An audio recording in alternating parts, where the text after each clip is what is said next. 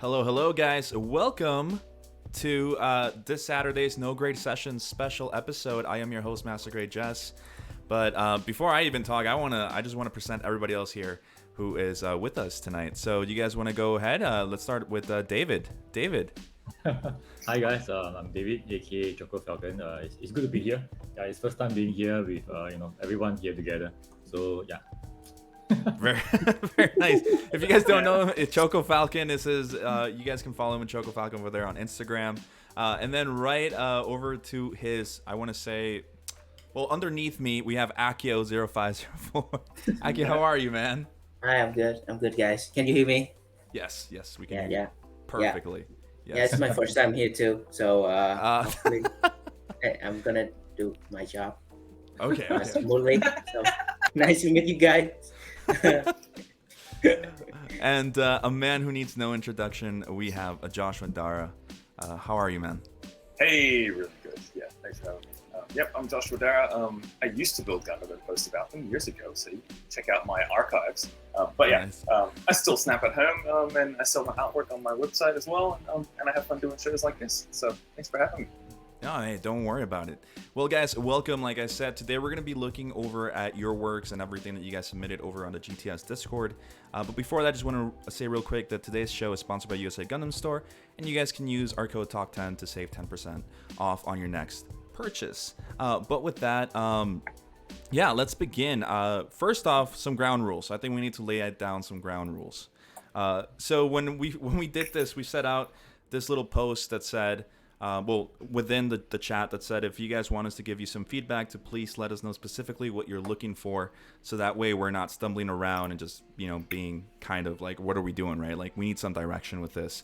So we will be looking at the works of those who followed instructions. So if you guys did not tell us what to look for specifically, unfortunately, we won't be checking out your stuff.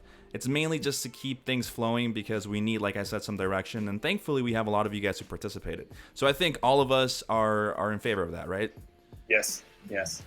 All right, sounds good. Yep. So if you look at Akio's shirt, you simply just say obey the instructions. It does. Yeah, that's what you put it. That's before we even begin, I just want to say, what have you guys been up to this week? Like in the world in the last couple of weeks, what have you guys been doing? Yeah, I've been. Go, David. Josh. Yeah. Okay. I've been playing this video game for Outer Wilds. It's like a space exploration game, and just dropped a DLC, which is a whole new planet space. So me and my friend have been playing it. It's like a puzzle game, and you're like, we gotta go over here. That doorway's open. Oh my gosh, and he's flying around. It's so much fun. So we just play that for hours and hours, and that's been really cool. Yeah. And we had an early Christmas family thing with my family. You have Christmas in July, where you guys live. We still have Christmas in December, but because it's really hot here in December and everybody wants to have all the hot roast food and all the hot meals, but it's too hot. We have Christmas in July, then we have Christmas in December. So we had one of those with my family, but we were too late at planning it, so it ended up being Christmas in October. So we had family Christmas thing, ends up only being a month and a half for real Christmas. So it was quite silly, but it was really fun. So yeah, just family time. It was good. Yeah. Oh, Fun. Actually, you said it gets hot in December? Yeah, summertime is at the end of the year for us. Yeah. Wow. Are you That's in yeah. Australia? Well, Australia, yeah. Oh yeah, that's Yeah, right. so everybody ends up just being inside in air conditioning or just lazing by the pool and trying to not move. China. Yeah. Okay. Very nice. Very nice. Cool. That's pretty cool. Yeah, What yeah. did you do, David? What have you been up to, man? I know you wanted to say something. Yeah, I'm taking a break from social media and stuff like that to build up my own content and things like that. So besides that, I Yeah. think I've been slacking around watching Squid Game. Oh, And then, yeah, just simply playing things around. Yeah, that's about it. But yeah, That's awesome. Oh man, try to see. Good. good work having a break. I think that's good. Give you some brain time. Yeah. Yeah. Akio, man, what have you been up to, dude? busy work as usual, and I redefine my spare time for Gunpla. Especially the amount of jobs that I have from work is huge. So I just like managed to find my little spare time last night to snap fit one of my high new. Nice. Yeah. Ooh, So is that 100? it's it's a workout one. How's the Vercon? Yeah, it's a workout one. It's a massive grade one. Yeah. Wait, I Yeah. thought so. Wait, you didn't build the real grade? I thought you had built the real grade then. Oh no, I didn't bought the real grade.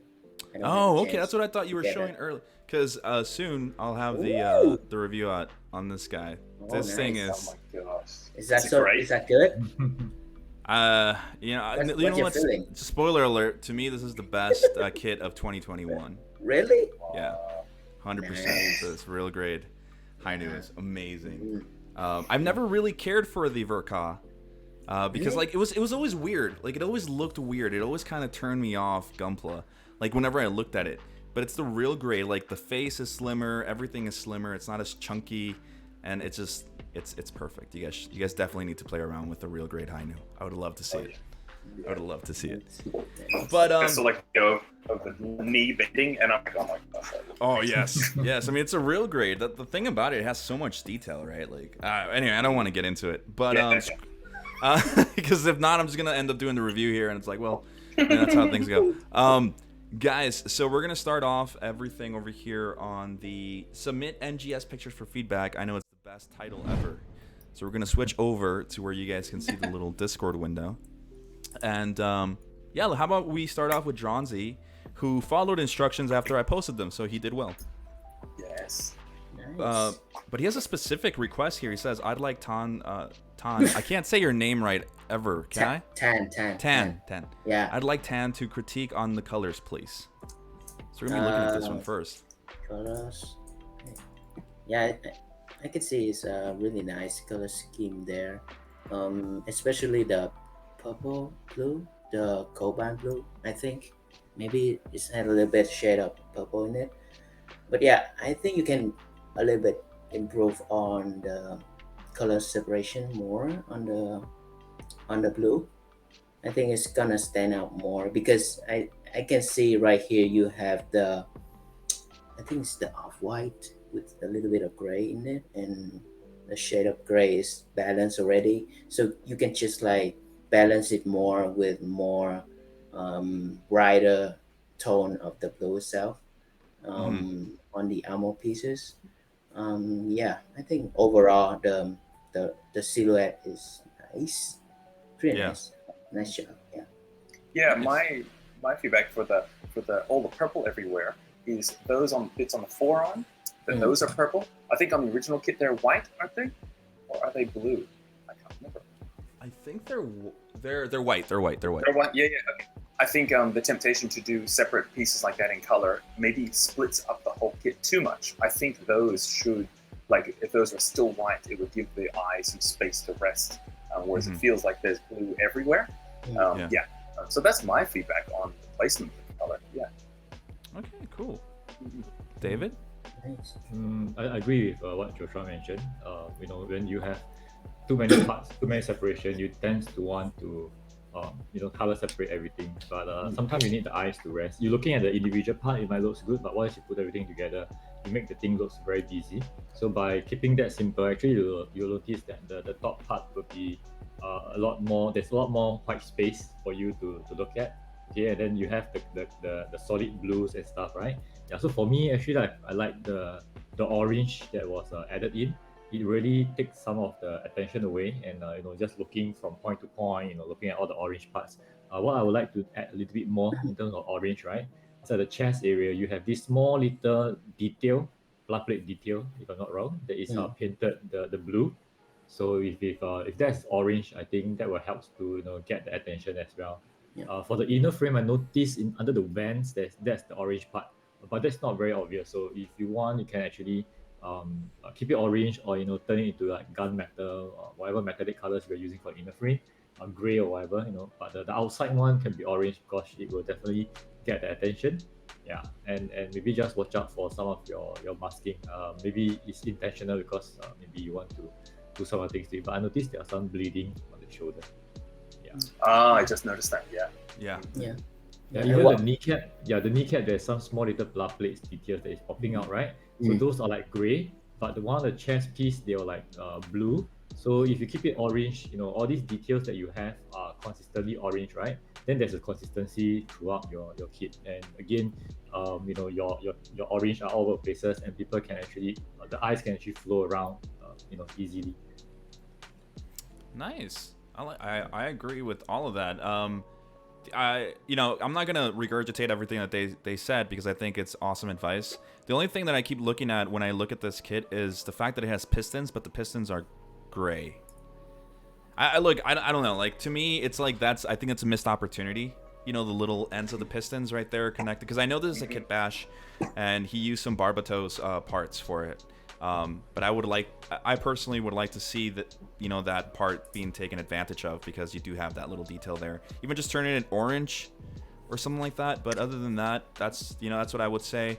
And yeah, overall, I think it looks great. And I would also agree with the masking. Now, masking is scary. I don't know about you guys, but masking is... Yeah, totally. Every time I ask someone who comes on the show about what's their, part that they least like, doing it's masking. Just masking every single time. I don't understand. It's like, why is it so bad? But yeah. It takes so long. Yeah. All right, cool. Well, overall, what do you guys think? Just overall, aside from that? I have one thing to add. I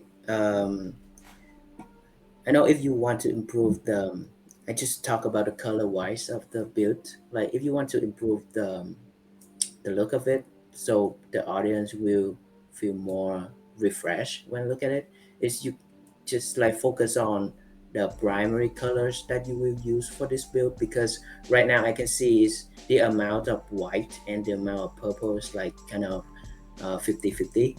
So you can just choose which color is gonna be your primary and take another one as substitute color, so you can just focus more on the white or just focus more on the purple one, so you can have the balance between those two. But because right now it's just 50-50 to me, so that's create the feelings to the audience that they don't know where to look at first. That's what I thought. And smaller details, as David said, is consistent, so try to make the color of those small details consistently. So yeah, one of the things I remember talking to Ryan Lau, who actually isn't here today because it's his daughter's birthday, so happy birthday to his daughter. So he's over there being a dad because he's an awesome guy. But one of the things I always remember him telling me when I used to bug him about the Sniper 2, when I was doing the plot plate, adding on top of it, and I wanted to make that a different color than everything else. But he said, why make that specific part? Why point it out? Right? Why do you have to point that part out? You added a plot plate, you might as well make it the same color as everything else, just to make it seem bulkier and for it to actually go in there. You don't want people to be like, oh, he added a plot plate there. You know what I mean? So I think that's what you could do in regards to the smaller details. So they're not as oh, look, I added a plot plate here. I don't know what you guys agree or not. I'm a little intimidated because I look up to everything in one of it. So I'm am I saying things right, or am I saying we're gonna kick you from the show, Jesse. Oh, okay, all right, guys. Let's run the show ourselves, man. Let's move on. Yeah. You're taking over the show now. So, No, dude, no, totally. Because I agree. I think sometimes when you put a detail in, because it's there, then you're like, well, I have to now do something more with this. Or if it's almost like if you had a marker in your hand and you're holding the finished kit and you go, okay, detail, draw over it, another detail, draw over it, but you don't have to do that for everything. Yeah.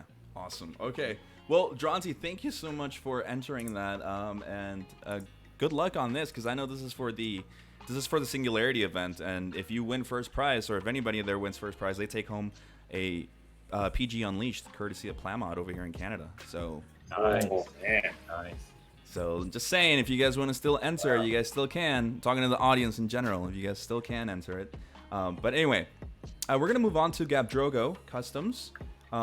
He has his Jesta. This is the Jesta cannon that he has, and he followed instructions, which is very important. Hey, nice one. All right. He says, "This is my first time doing weathering, and I'd like to get get feedback on the overall look and damage of the kit." So who wants to start off here?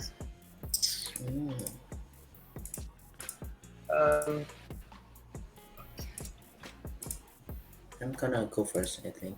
Yeah, go for it. Yeah, sure. Yeah, compared to my first time, like, you really killing it.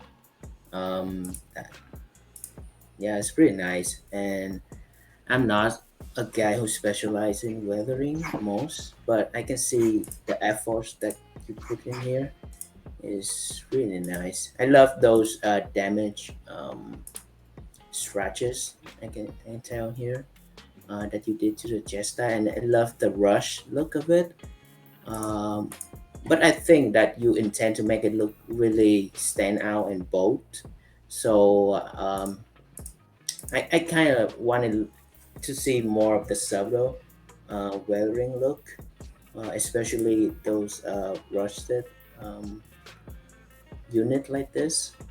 So yeah, I think overall it's pretty nice compared to me when I first like started weathering.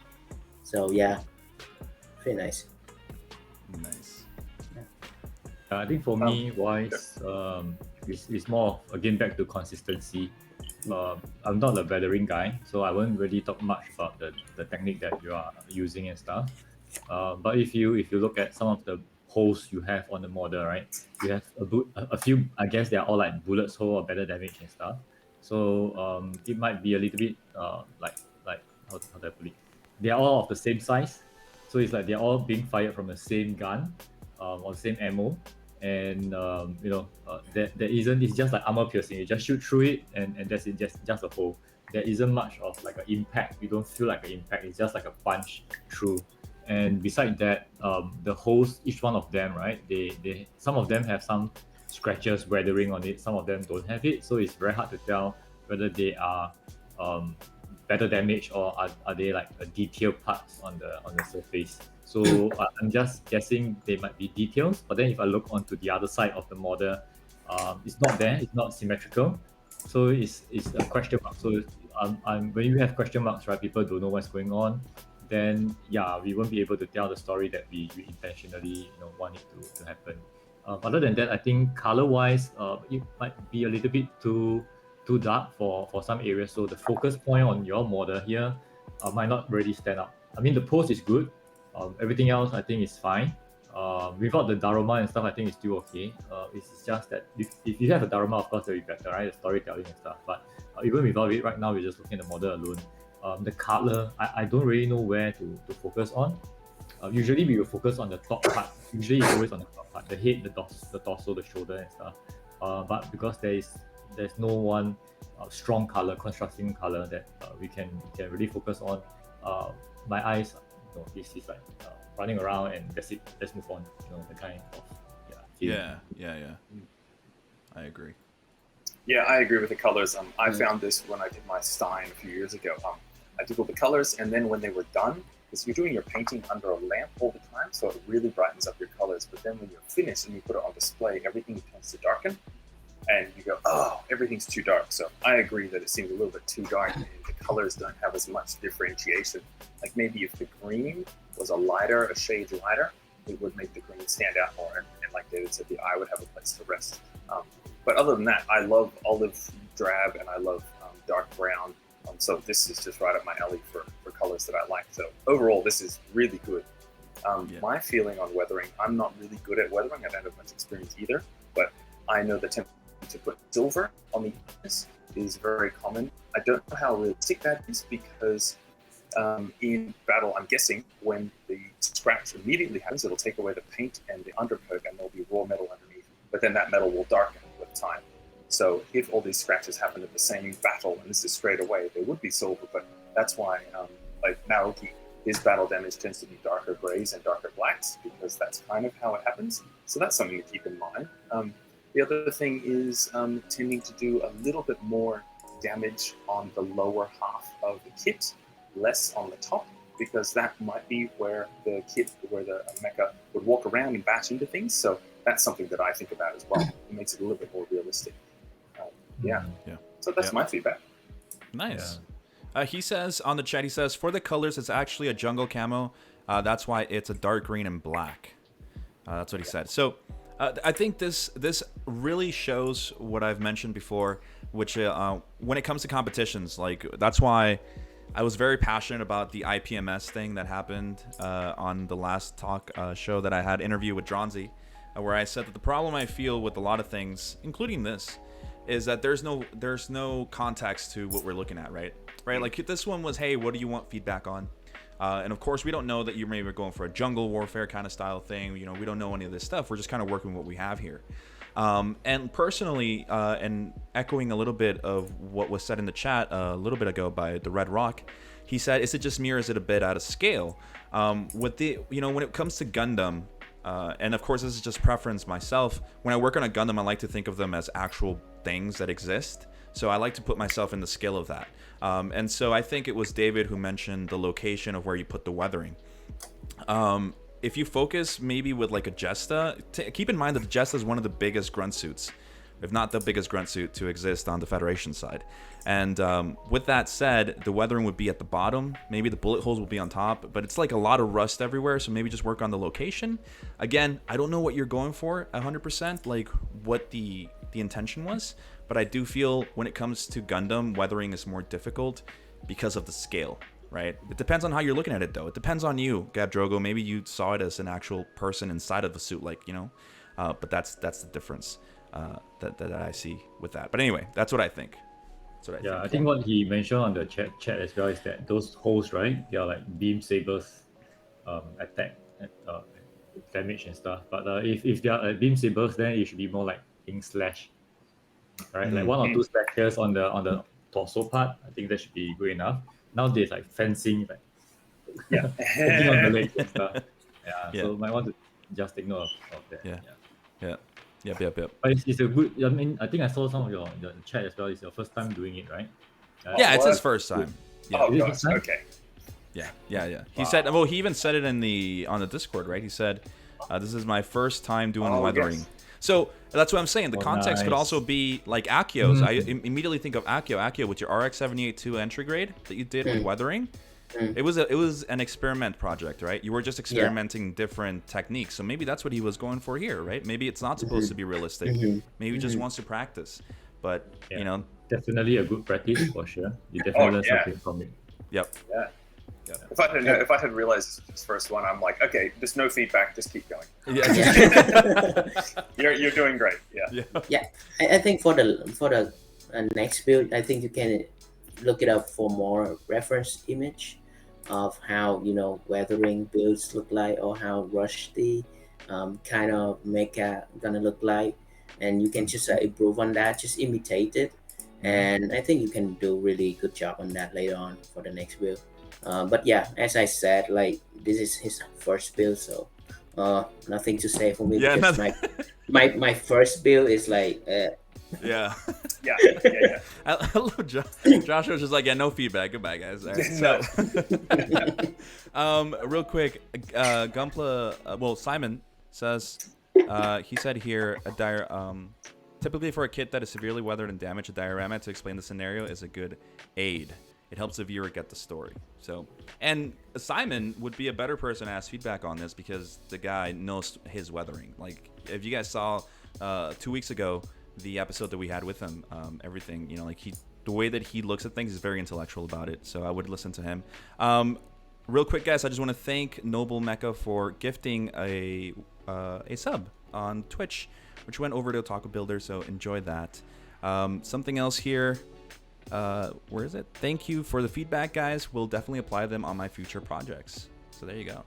Yeah, they don't mention it. But with that, let's keep going on to the next one. Sparon? Unfortunately, you did not follow instructions, since you didn't really tell us what you wanted to look for. So we're going to have to skip you for today, because we don't really know where to go. I like that one, but nope. Skip it up. We gotta go with the rules here. Marbonius Art wants just a general. He says, we'd love to hear the guy's thoughts on the Susei. So let's just go for a general. What do you guys think of this real quick? Is this a non-Jew? I think for our start first, maybe. I mean, it's definitely look very impressive right now. It's still a work in progress, right? Yeah. But bashing up the Bapatos and Sinaju together, it's a good idea. I like the shoulder a lot. Yeah. Very refreshing. I like the chest piece as well. How you put the ambience, to break up the parts. In terms of ideas, kit bash and stuff, I think it's good. What you want to watch out for maybe is to avoid just sticking things together. For example, like the waist area, right? The waist area where you have the front skirt. Right now, I see you have the Shinaju front skirt, and then you have the Babatos front skirt just above it. And then the side skirt as well, you have both side skirts just on top of one another. So if I will approach this, right, I will remove the Shinaju. There's a black portion, the black ambience part of the Shinaju, right? I will take that part away, and I will just use the Babatos side skirt, front skirt, and replace it. So just replace the shapes. Yeah. So things like that. Rather than just sticking things together, trying to blend them together, and complement the shapes. I can see that you are doing some scratch building as well. You just have to be pretty careful, because scratch building is not easy to do. I think it's you want to watch out for the shapes that is kind of again similar to what you are building. So if you have a lot of sharp edges, corners, you want to retain the same style for the scratch building parts as well. I think that's all. I don't want to say everything, so I'll keep some for Josh and Ben. I agree with the parts, the kit bashing, putting parts on. I always feel that when I look at a design, if I can tell that somebody has done something, then it breaks the immersion for me. So the Babatos skirts on the front of the Senaju skirts, immediately I just think, oh, somebody just grabbed that and went and stuck it on, and that breaks the magic for me. I'm surprised how well the Babatos front sheen parts work over the Senaju. That works really good. So that's a nice fit. I'm sure the builder was like, oh, I'll try this out. Wait, that's fantastic. Cool. The shoulders, I really like the shoulders. Are they like a third-party kit or anything, or I can't tell if that's scratch built or not. But it's very clean, and the form is really nice. So congratulations to you if you did that by hand. Anything else? I really like it. I like the feet. Overall, the proportions seem to be balancing really well. There's no area that seems too out of balance or out of proportion with the rest of the kit. So I really like it. So that's my feedback. It's looking great. Yeah. Nice. Yeah. Aka, you have anything to add, or? Yeah, for sure. Yeah. So I take a look at proportion here. Like the proportion is like pretty nice. Overall, I like the pose. And one thing to add to David comments is like exactly like when you keep bashing, like avoid like stitching stuff on top of each other. It's gonna create a illusion to audience that there's two kits that snap into one piece, and it's not really make a really good silhouette later on. So, and another thing is the shape of Sinanju armors and the shape of Babatos armors are totally different, because Babatos kind of more edgy and kind of pointy look. So the shape of it is pretty sharp compared to Sinanju is like round. So I think you're gonna have a lot of work later on to polish those things and to match it together. But I believe you can totally do it after this critique. So, and another thing is uh,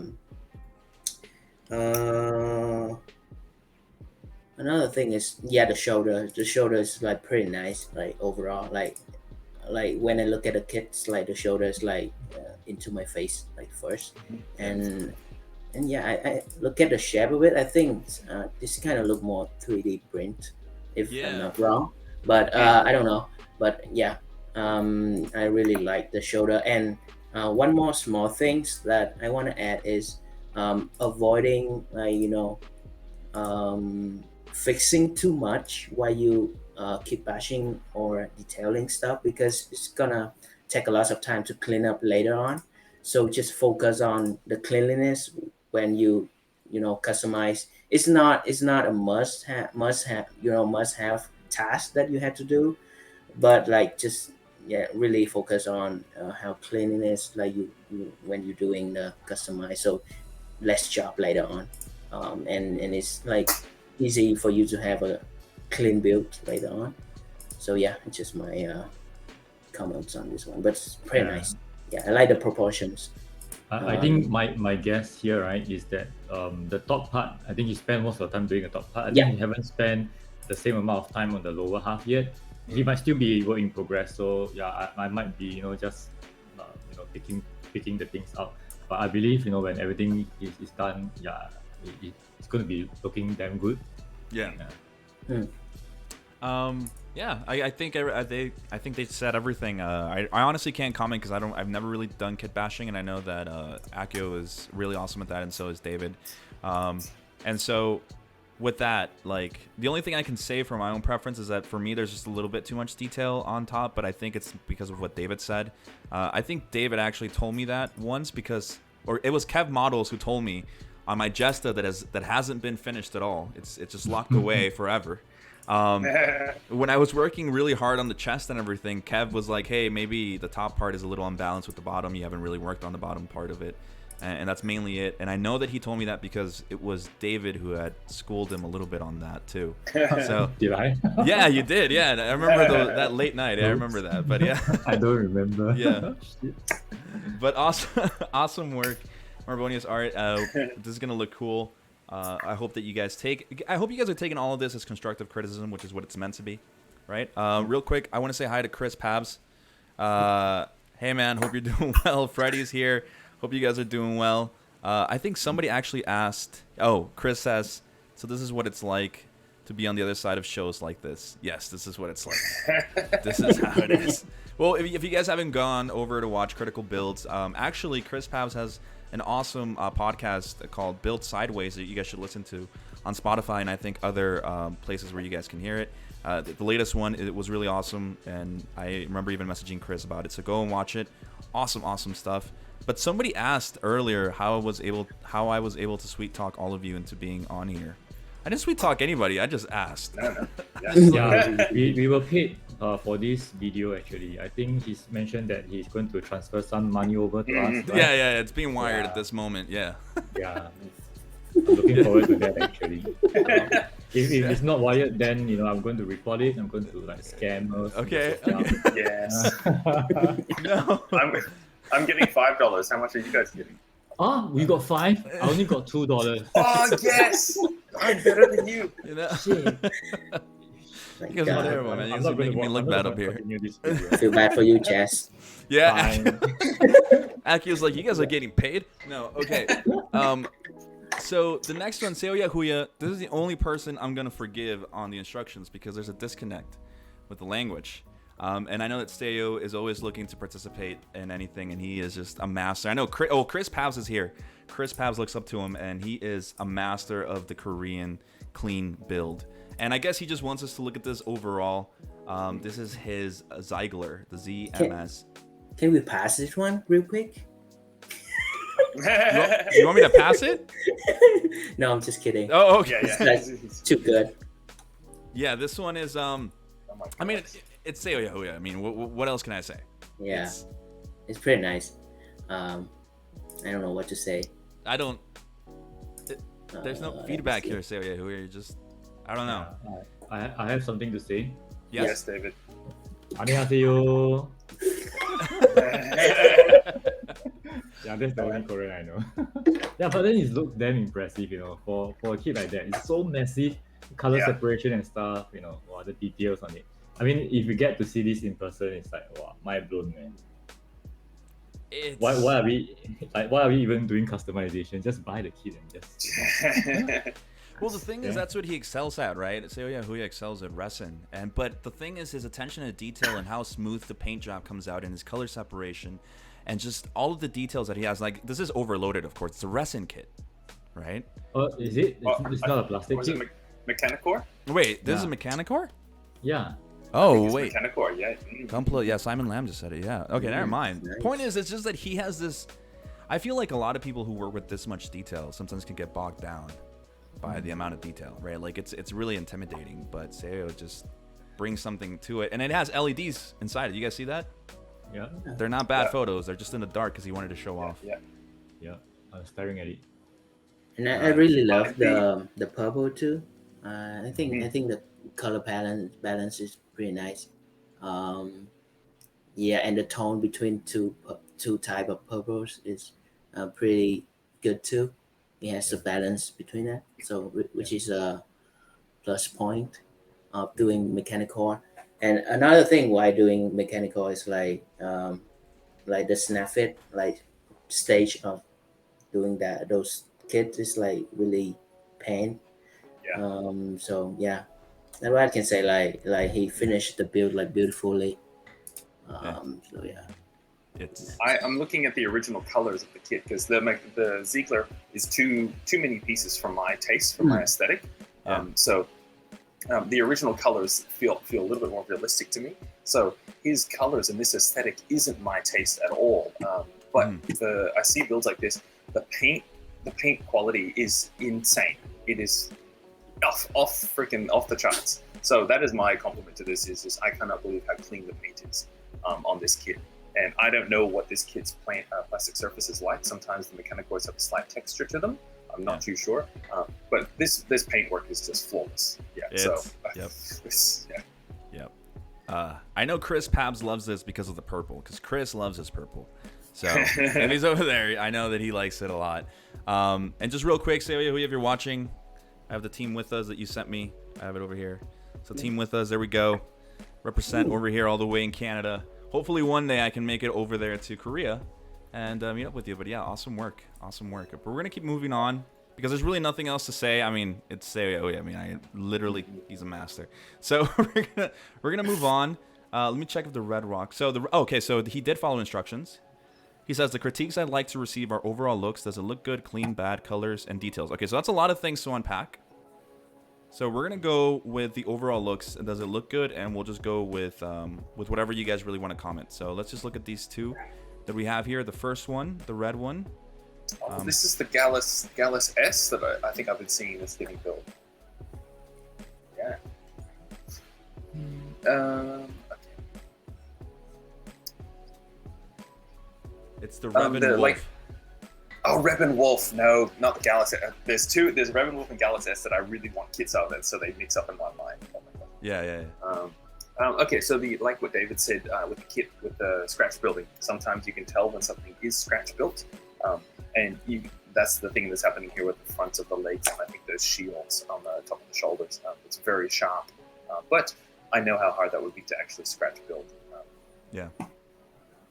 It's hard to tell because this it's a very brightly lit photo. There's like one light source, so it's making the colors seem very contrasty compared to what they might actually be. Mm-hmm. Yeah, I mean, again, it goes back to what you were trying to go for. I know the Red Rock is in the chat. What exactly were you trying to go for here? Like, was it just a repaint? Because I don't know what this kit originally looks like. The Revan Wolf?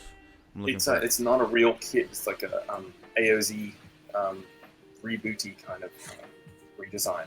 Oh, right. Yeah, because if I do remember, Redrock loves AOZ. I think he bought. Taste. Yeah, he loves everything there. It is based off the Doven Wolf kit. All right. I mean, I think it looks nice. I think it's very nice and clean. Again, I do agree with Joshua. I do wish that you had taken a different kind of picture so we could really kind of take a look at that red, because it's nice and it's deep red, but not like to the extreme. It's really nice and smooth for the eyes in my And case. the black, the dark gray, I can't tell if it's true black or not. It seems pretty dark. Maybe this photo is very contrasted, but I always find don't use black. Use something a little bit lighter than black, because then it will look black to the eye. Because black can be too dark. And maybe if there was a second color of gray on the inner frame, just to break it up a little bit, like barely lighter, for a couple of the differences in the details, that might have been nice as well. Yeah, David, Aki, you guys want to add anything to that one, or you guys want to move on to the Titan here that he has? The Hazel? Maybe. I think they improve on the as Joshua talked about the color separations of it. Maybe is a good point to improve on. Especially the inner frame is kind of plain to me. Like you can use another color to substitute the dark gray over there, which is light gray or metallic color, something like that. And the red color like reminds me of the Rick Diaz kind of color scheme. So and decals too. Like don't place like random decals on the kits, because I can see you have like Sazabi kind of decals over there, the note. So because it's two different lines, it's not critical, but you know, like try to use something more consistent in decal placement, which is a good point for future improvement too. I think for a start, the the scratch group is pretty good. I mean, you give yourself a bit more time, you know, do a few more rounds of scratch building and stuff. I'm pretty sure you'll get better than what you have right now. It's not an easy thing to do. So things to watch out for when you are doing your scratch build, right? Is on the screen right, your character left, the screen right side, the black piece, the shield, right? You can see some of the dent, some of the plastic not being properly flushed out, you know. So those are some of the things to watch out for when you are doing your scratch building and stuff. But in the future, what you can try to do, right, is you know, add a little bit of panel lines, and because now the surface, they are all very huge and plain, so those scratch build parts actually stands out a lot. The you know, everything's are like squares, and then suddenly there's triangles coming out. The shapes and stuff doesn't complement one another. I know the design is as such, you know, but what you can try to do in the future is just maybe add a little bit of panel line to complement the legs direction down to the, you know, the triangles and stuff. Unless you are saying that you want to follow 100% of what the design was, then that's another story. But it's very good, I would say, for scratch build. I mean, for beginner as well. I think it's actually very good start. I haven't seen a Reuben Wolf done before, so this is great. Yeah, awesome job. The next one we have here, I think, is the Hazel. Right, if I'm not mistaken. And then we have Woodworth. The Woodworth over here that is completely custom painted, because Woodworth is not that color originally. I think, honestly, if you guys don't mind, I just want to say, sure. For me, the Woodworth personally, all this really dark, it really takes away from how beautiful the design is of the Woodworth. Everything just blends in, and I can't tell anything like apart. Maybe that's what you were going for again. Maybe you're going for something stealthy, but just looking at it myself, I'm not digging the full colors here. I think there's a little bit of purple in there, or maybe again it's the way the picture was taken, but it's just too dark for me. For me to really kind of say anything else on it, because that's all I see, right? And then on the Hazel, I think this is a recolor. This looks pretty. This looks nice. Yeah, this looks nice. I see a little bit of smudging on one of the ankles here from the panel lines. So maybe when you were cleaning it, it's smudged. Just be a little bit more careful with that. And I think that's what I can say. That's the only thing I can say. I think the color's a little too dark for my taste, though. For help for taking photos, I highly recommend going outside of your house or apartment in the shade. You've got to be in shade, and put this white card behind and take a photo outside, because what happens is then light will bounce everywhere and actually light these kits how they should be. because we're losing a lot. It's very contrasted and very dark, so it's hard to actually see things. So tip for everybody, take some photos outside with a white card behind it to bounce all the light. Yeah. I think to add on to what Joshua mentioned about the colors, right? Especially the black. I think I share this with my friends and students as well. Never use pure black unless you intentionally want it to. But if you're painting using pure black, ultimate black or whatever on the full body kit, what's going to happen is that yes, it might look good on your in real life and stuff. But once you're taking photo, you are placing lights on it, and lights will cast shadow, and the color of shadow is going to be black as well. Black shadow on a black surface, you just flatten out everything. You don't see the contrast, you don't see the three-dimensional form of the model. So I always suggest, like what Josh mentioned, pick a lighter tone. You can go with German gray, you can go with like 80% black or 90% black, so long as it's not 100%. I think that will really helps a lot to bring out your model kits. Yeah. Nice. Redrock says, by the way, the black is not pure black, it's a charcoal black. Okay. I guess it might be the photography, the light. Yeah, guys, honestly, this is a great example, and I'm not bashing you, Redrock, but this is a great example of how the way you take a photo and the way you present your kit really affects the way somebody else sees it, right? Because if this had a little bit better lighting, maybe we'd be able to see the difference in color, just like David said, the three-dimensional shape. No, your photography doesn't suck. It does not suck. You just gotta work a little bit more on your lighting, which is basically about it, honestly. But yeah, if Redrock, if the black looks good in person, then don't change it. That's fine. Yeah. Again, it might just be the picture. Yeah. But the next one here, we have, let me see, did the Pigments project ask for anything? No, that's a bummer. Pigments project, this is a really cool kit, and I really wanted to talk about it because it's a tiny little high new SD that's kit bashed. But unfortunately, oh, he says overall look. Okay. It's a little bit of a cop-out, guys. Yeah, I don't know. No, I'm gonna say no to that one. That's my vote. All right. All right, yeah, guys. I know that we've been doing, like, I think we already did 2 general how it looks and stuff, but especially like with this, we could talk about the panel lines and all of that we could have kind of gone for there. So that's why over on top there's a pinned message. I'll even click it here. You guys will be able to see it. It says receive feedback, be it panel scribing, color scheme, decal chiseling, right? The general overlook. It just there's nothing we can go off, and it's unfortunate because you have really cool work. But we're gonna go with somebody who listed it out a little bit. Gunpla Luke, the same goes for you, man. I'm so sorry. That's a really cool kit and a really cool base, and we can't talk about it. So we're gonna go on to Magic Mike, who says looking for comments on color flow, paint texture inspired by Resin Kit Freedom, masking and cleanliness, and the overall look. So we're gonna skip the overall look from now on. We're just gonna go for masking and cleanliness and color flow and that. So we're gonna take a look at these pictures here that he sent of the Freedom. So just open the images. Yeah, there's a bunch of them. Maybe I'll start off with the shoe first. I was like staring at the shoe for quite a while the other day. I think for masking out the shoe, it's very good effort. You got to have a lot of patience just to do something like that. The color wise might be I don't know. I might not pick this bronze color. I find that it might be a little bit too much. There's a lot of colors going on, even though it's just gray, monotonic colors. But yeah, I feel like there's so many things going on. I don't have a place to kind of like rest my eyes and focus on. Yeah, so that's the thing I feel about this masking colors and stuff.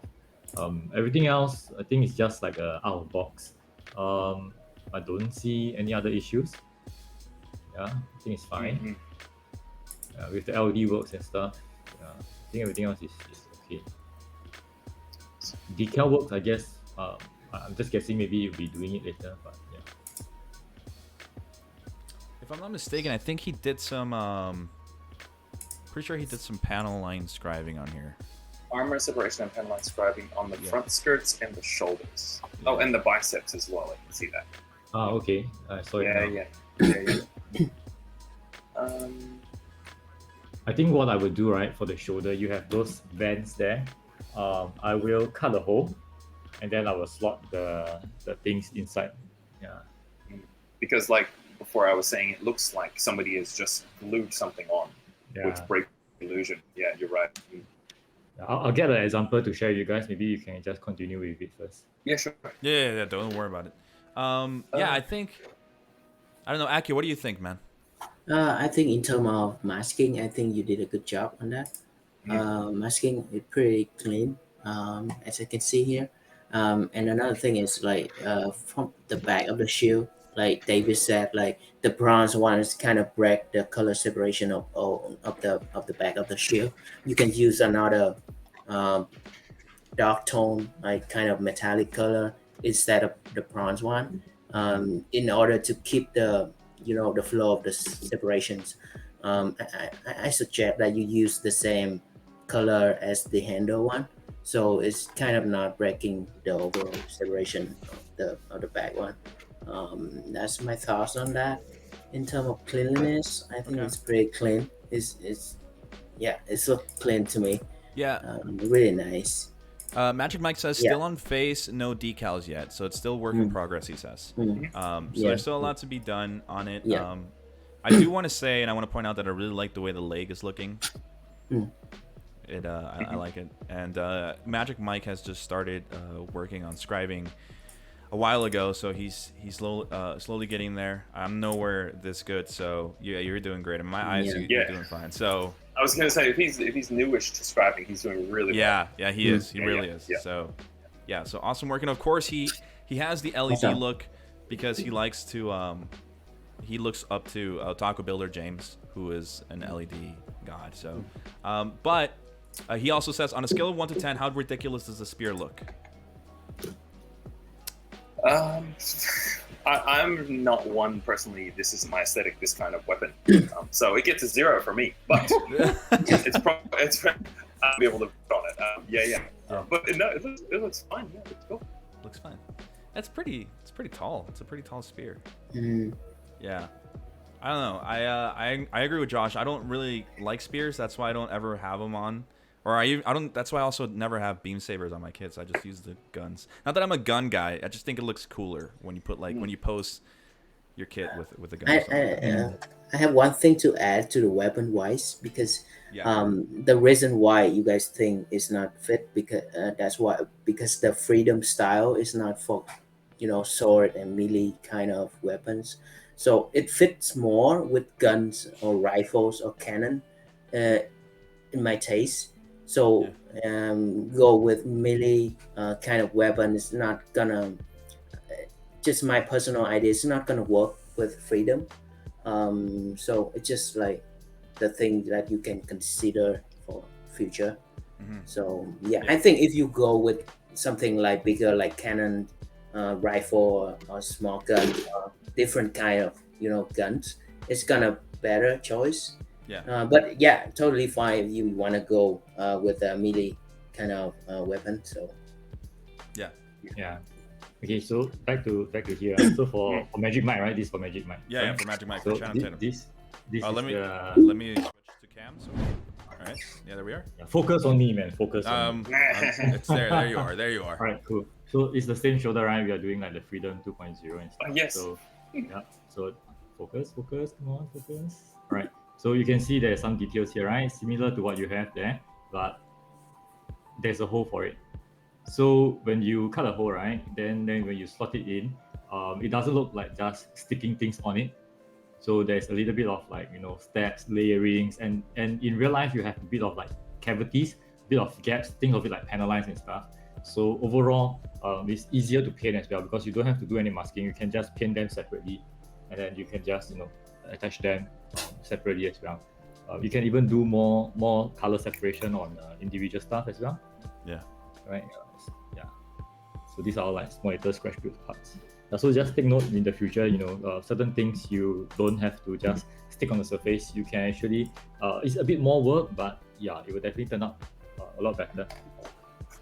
Yep. You want to go that extra mile, you got to do a little bit more work. We're gonna, so for Magic Mike, as he is a patron, I will be looking at these next ones, but we're only going to focus on the quality of photos and posing. The reason I'm doing this, Mike, is because in the past, and even when you were on AO Mecha's show, you guys talked about posing and stuff because you're really good at it. So I just want to get your feedback, or he wants to get your feedback on his posing skills for this one. So that way we don't spend the whole time talking about every single one of these kits. Let's start off with the Barbatos. Yeah, this is a great action pose. Yeah, you have a pretty good. This actually is reminiscent of the Saintism one that he has a little bit down under. Yeah, your posing is awesome, dude. I mean, this is the middle one in the new is like the Superman pose that I have all my kits in. Yeah, me too. So like, it's such a overused pose, but it's for a reason because it just presents your kit in such a it just looks so nice. I don't know. I hate using the word nice, but that's the way I can explain it. What do you think of that, Josh? Because I know that you post your kits a lot like that. Yeah, I think it's for me. It just makes my kit look as tough as it could be. It's almost like I don't even need to be in a pose because I'm so unstoppable. I'm just going to stand here, and that's just what it feels like. So, also, you see the form, the proportions a lot easier than if it's in an actual pose. So that's why I like this pose. It's my favorite pose. Yep. So that's nice. But yeah, the Barbatos one is great. Good action. I like there's a twist at the waist, which of course needs to be done. So anybody doing posing, don't forget to twist the waist a little bit left or right. It helps a lot for dynamicism. Yep. Yeah. Nice. Mm-hmm. And then go ahead. Yeah. Oh yeah. Talking about, I think he mentioned a little bit about it. Quality of the paint, like pre-shade, like highlight stuff, down here. So I'm just gonna talk about that because the poses overall I like it because just one pose, so I cannot talk more about that. So I'm just go straight into the pre-shade and highlight stuff. I think it's good. It's not too much to my eyes. I can see the shading happening over there. So it's look good because if you want to go for clean type of build, you don't want to overshade the armors or overall look of the kits. You just like want to subtle. So I think you did a good job there with the pre-shade or highlight stuff. And like instead, if you want to go for weathering later on, just like go shading like real bold. So I think overall it's look pretty nice, pretty good. Yeah, awesome work. I think for me, I like the overall out of box feel. It's very clean. The shading is very nice. The posing is very good as well. I like the photograph for the Eva kit. Yeah. There's a bit of like depth of field and stuff, right? You the pose is simple, and then you have the depth of field. It makes the character looks like there's more distance going on. For me, preference wise, for the RG new Gundam, I think I'm not the kind. I don't really like the yellow tints. I prefer it to be a bit more like white balance or a bit more of the bluish tint. So the yellow make it feel like the kit is a little bit older. Yeah, but otherwise it's just a photography. It's just a preference stuff. Everything else looks good. I don't really have much comments. The decals wise, again, it might be preference. Some might feel that it's a bit too much, too many. Some might feel it's like okay, it's fine. So it's really down to preference. I think it's good. Yeah. Nice. Yeah, there you go, Mike. Honestly, great work. Joshua, I cut you off earlier. Yeah. Did you want to say anything else, man? I'm sorry. Oh no, you're fine. I was just gonna say the pose on the Eva kit is great.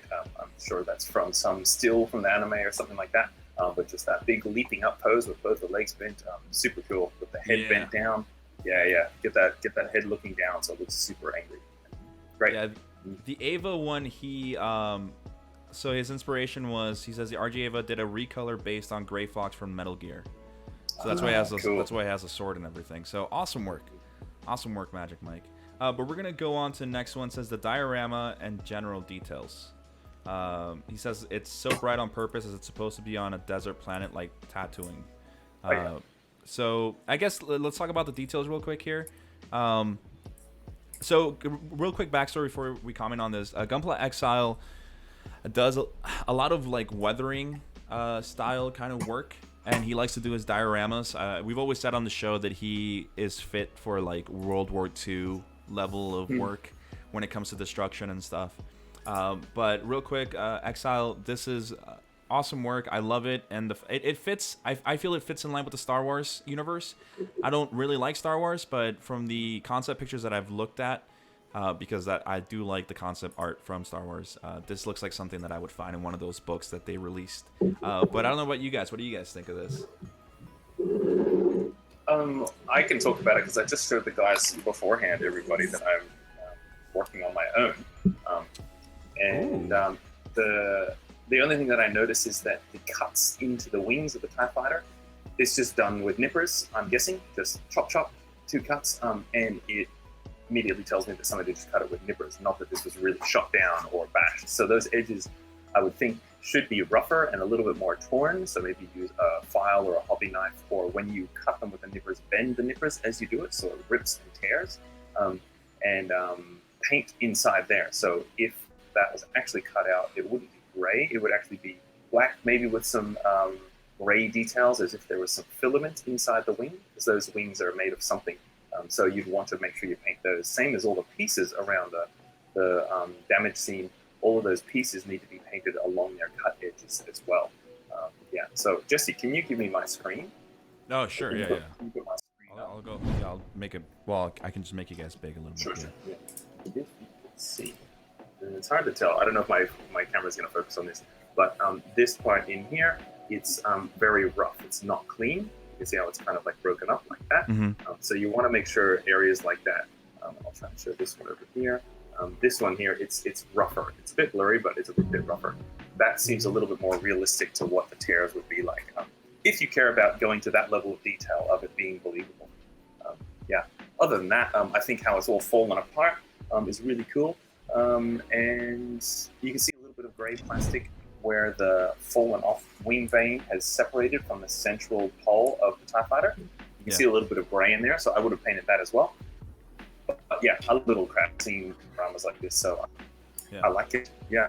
Yeah, maybe I'll talk a little bit more about the diorama. So if you notice on the left side of the diorama, you have those small little debris, the bricks or something like that, right? Yeah. So I'm not too sure about the context, where they are from, whether it's like they are crashed into some buildings and stuff. So if they are like buildings and stuff, I think having like square, sharp edges, corners like that, I think it's fine.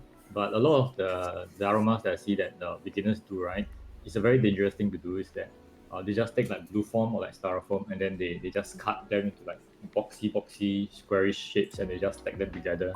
So in nature, our rocks, they are not boxes, they are not made out of like cubes and stuff. They are weathering, they are chipping, they are abrasion, corrosion, whatever. So try to break your diorama a little bit. Don't try to avoid things like that. See, now this is parallel to one another. So in nature, you don't have things like that. Try to break it down. All right, try to break the edges down. In 3-dimensional view and stuff as well. Try to break it down so that it doesn't give you, don't give the audience a chance to find out that this is, from even the Stonehenge is not perfectly sharp edges. There's round edges and stuff. Yeah. So references. Study the reference a bit more. What is that saying, that nature doesn't build in straight lines? Yeah. And that's what it is, right? Aki, you have anything to say about this, man? I think those guys say everything? That I want to talk about. Yeah. Sounds Can I good. be the Specialize last in one? this. Can I be the last one to give comment next time so I can just do like what Akio is? Everybody, they just say everything. Yeah, that's okay. That's okay. I will say one thing. I would have liked to see a little bit more work done on the little stormtrooper there, because when you in that close-up picture, you, like the legs, maybe refine that shape a little bit more. Maybe done just a little bit more to him. I mean, he's on a full white suit, like fully white in the sand. It's, I don't know, maybe a little bit of dirt would have been. Yeah, nice. maybe a He's little bit about, of like- wash. Yeah. And he's like about 2 centimeters tall, so he's very tiny. yeah. So, yeah, just keeping that in mind. But we're gonna move on. Sorry, Exile. We're gonna move on to the next one real quick. Here we have Saintism.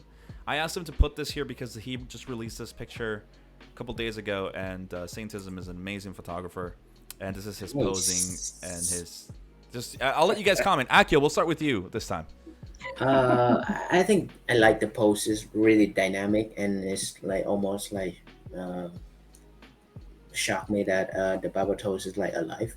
So yeah, good job on the photography, the highlights, the shadow of the photo is like really balanced. Like Santism is I know this guy for a while and he did really awesome photography, and I have no complaint about how his setup would be. It's Yeah. gonna be amazing. And one thing that I admire him really much about is the shading quality of most of his build is pretty nice. Really subtle. It's yeah. It basically it match my taste a lot when it comes to shading. So yeah, I can learn a lot from just looking at his build. So yeah, Yeah. nothing to say more. Okay. Um, Okay. Yeah, I mean, honestly, like I asked him to put it here, right? So I know he's not following instructions because I asked him to do it. So this is my fault. Because I just want. So what I told him is, I'm pretty sure you guys have seen the Thunderbolt picture that he has of his Thunderbolt. It's like iconic, like it's everywhere. It's a Thunderbolt Saintism. If you guys look up Thunderbolt Saintism online, you will find it immediately. It's iconic. It's like his. It's his. Like you would look at that and you know it's his work. And I told him last night, I'm like, hey, this has the potential to become your next this thing, right? Like, all of his pictures are always nice, but this one, I mean, just have you built the Barbatos? Have all of you guys built Barbatos, the Yeah. master grade?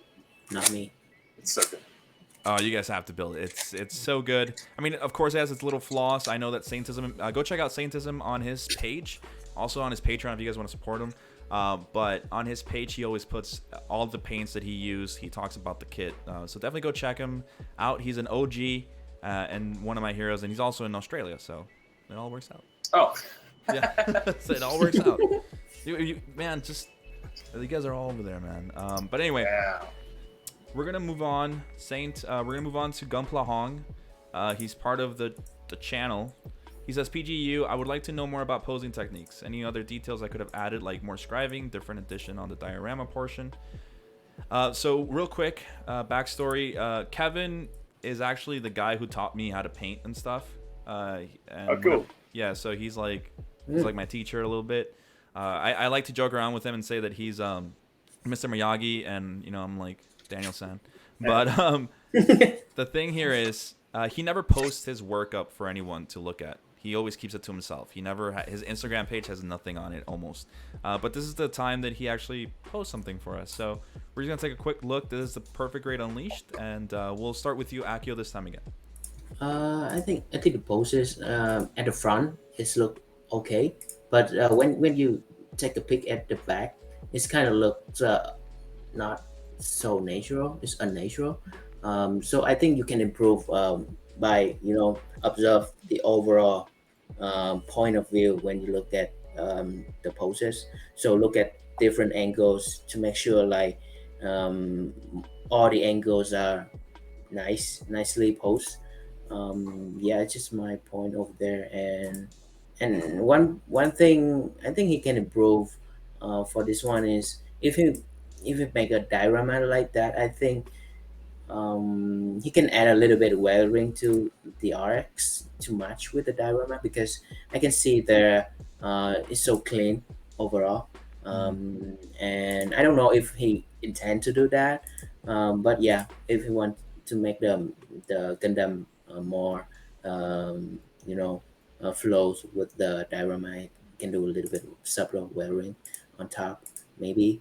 So it's gonna make the overall works better. Yeah. Yeah. All right, nice. But overall, it's pretty nice. Yeah, clean, really clean.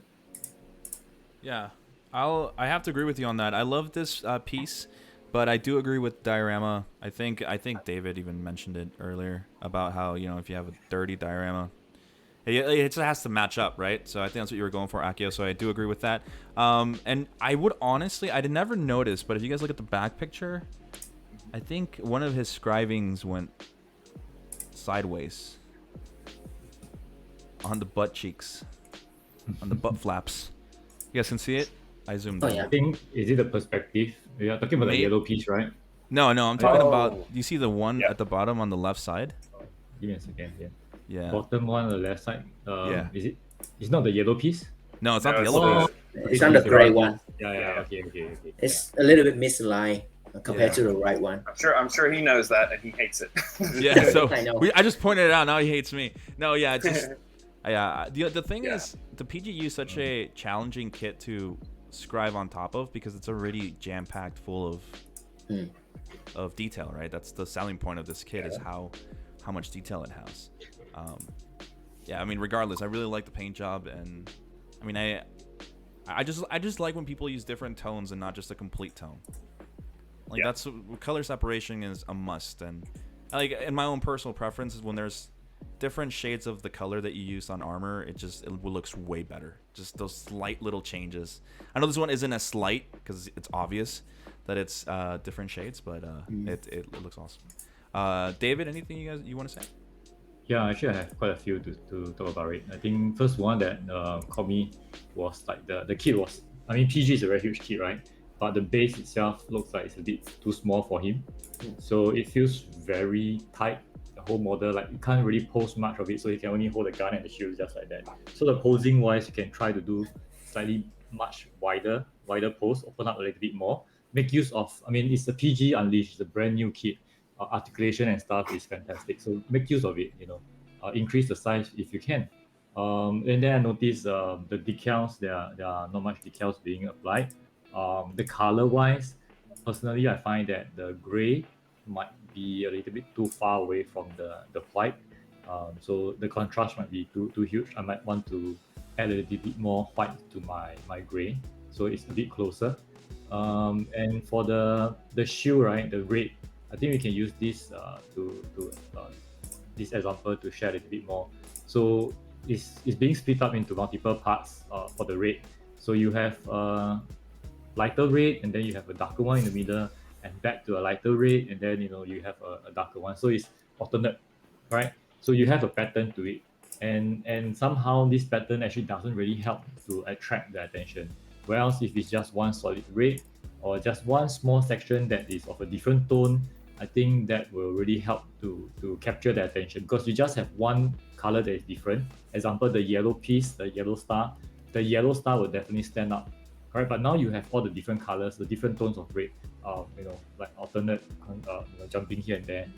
It kind of, push people away rather than attracting them. So these are some things to look out for. The Darrah, I think we mentioned before already, so I won't really touch on that again. And there's actually one photo that is pretty interesting.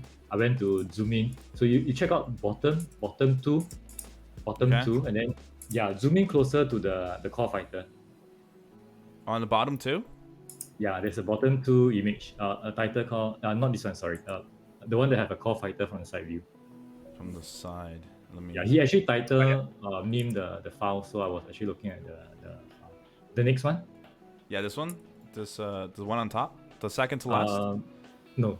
Okay, let me go back to I check my screen. Give me a second here. Yeah, because I'm like, come on. Oh my gosh. 1, 2, I'm like 3. The third picture. Third picture. Okay. The third picture. Okay. Yeah. Yes. Yeah. Okay, here we go. Open it up. Okay. I'm zooming in. Yeah. Zoom in to the core pilot.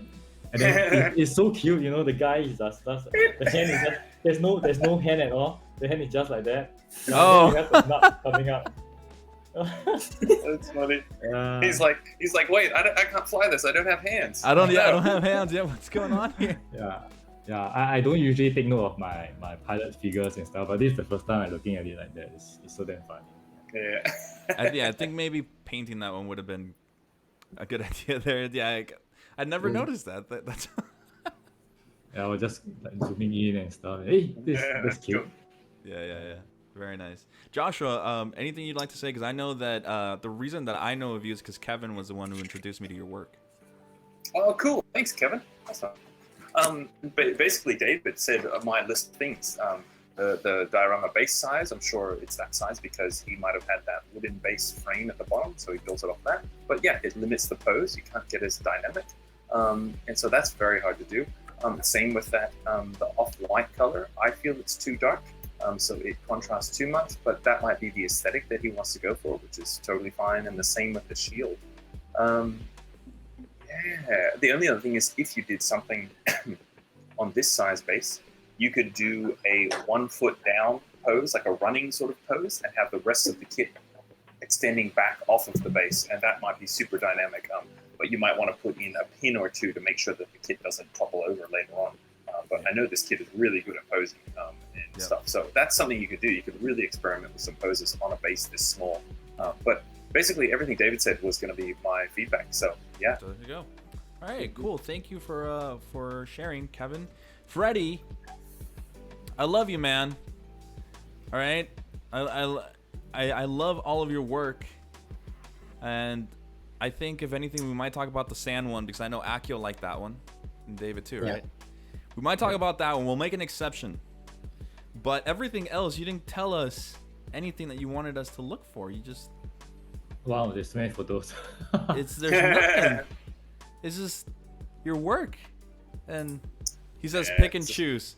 Look, Freddie, I love you.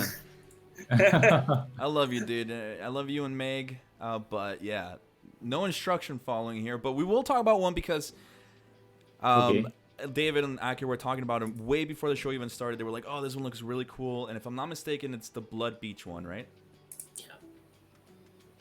The Sandman looking one, yeah. Mm. So, what did you guys? This is the kind of thing where, like, if this is on display somewhere for GBWC or whatever, you'll go and get your friends and say, "You have to come over here and check this out." Yeah. Mm-hmm. The one thing I like about his works is not about the quality of the builds, but his creative is like really shocked me. So I'm just like, wow. And I think that's important when you build something out of Gunpla, and it's not you're not gonna see this every day.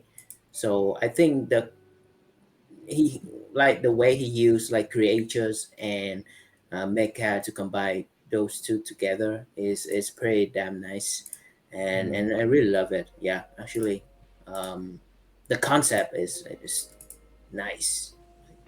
Yeah. This reminds me of that scene from. Have you guys seen? Of course, maybe you have. Beetlejuice. Oh yeah. You guys know when they open up the door and they go into the sand place and there's a sand snake thing, like the worm. And, I haven't seen it since I was a kid. Darn it. Well, this reminds me of that. Instead of a worm, it's this guy. It has the same aesthetic. So I'm saying that he has like kind of like a Tim Burton looking style. And what I really love, Freddie, of your work, and I think Akio nailed it on the head, is how creative it is. I've never seen anything like this before. And that's my favorite part of looking at things like this. But I'm just going to comment on how beautiful your diorama is and how well it just blends into the kit. That's what really helps. Like the sand into the kit, it looks like it's just in there somewhere. It's not like in there hidden. It's part of it, if that makes sense. Yeah. It's so nicely done. So great work, Freddie. I love you, dude, but I have to do you like I do everybody else. You didn't follow instructions, and that's it. That's all you get. He says that he sent a text file, but it didn't make it through. I don't know. Kind of sounds like, yeah, teacher, I did my homework. I'm looking for it. But yeah, man. We're going to go on to Go Gadget. Gunpla also did not follow instructions, so we're going to jump over that one. And then we have Sephiro, who was about to not follow instructions until I added everyone. And he says he's looking for comments on color scheme, panel lining, and overall customization. So let's go for just those first two ones, the color scheme and panel lining. Let's start out with David for this one. Okay, let me open up the photos as well. Color scheme and, panel lining, right? Yep. Okay. I think the color scheme definitely looks very good. It's a very simple monotone. And the blue really hits you hard, and straight away your eyes is like, oh great, looking at the blue and stuff. The photography wise is very good as well.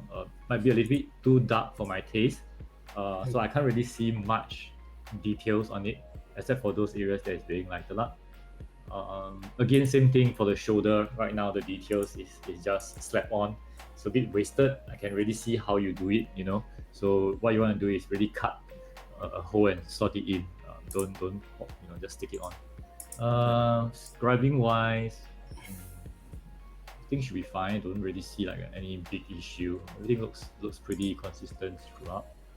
Yeah, pretty clean build, I would say. Is this the high grade or is this this is the master grade, right? This is the origin master grade, right? Yeah. Yeah, this is the Yeah, Origins version, the best one. Yeah. So good. So Yeah. So nice. The Origin is so good because it doesn't have that core fighter in the middle. Mm. That's my only gripe with the PGU. Have you guys built the Perfect Grade Unleashed? Yeah. no. Well, the Perfect Grade Unleashed does what the 3.0 did, which is have a detachable core fighter in the middle, right? And so what it does, it really messes up the whole foundation of it. So if you just pull it with no force, the whole top of the body comes off because it has that core fighter that's in there. But the Origin version really fixes that. But sorry, anyway, Akio, what do you think, man? I think overall it looks pretty nice. I love it. I love the color scheme, especially like David said. Like when you look at it, just the blue is gonna stand out, and the balance of the white, the balance of the gray, light gray and dark gray is like really nice too. And one thing I noticed about the painting surface of the shield is I can see it's not so smooth, especially when you have the light bounce on the surface like that. I don't know what kind of top coat that you have on top, but if you do have top coat, but it still have the surface issues like that. It's just like your primer is too thick, I think, and it's gonna make your base color looks a little bit, dusty, kind of look not so smooth.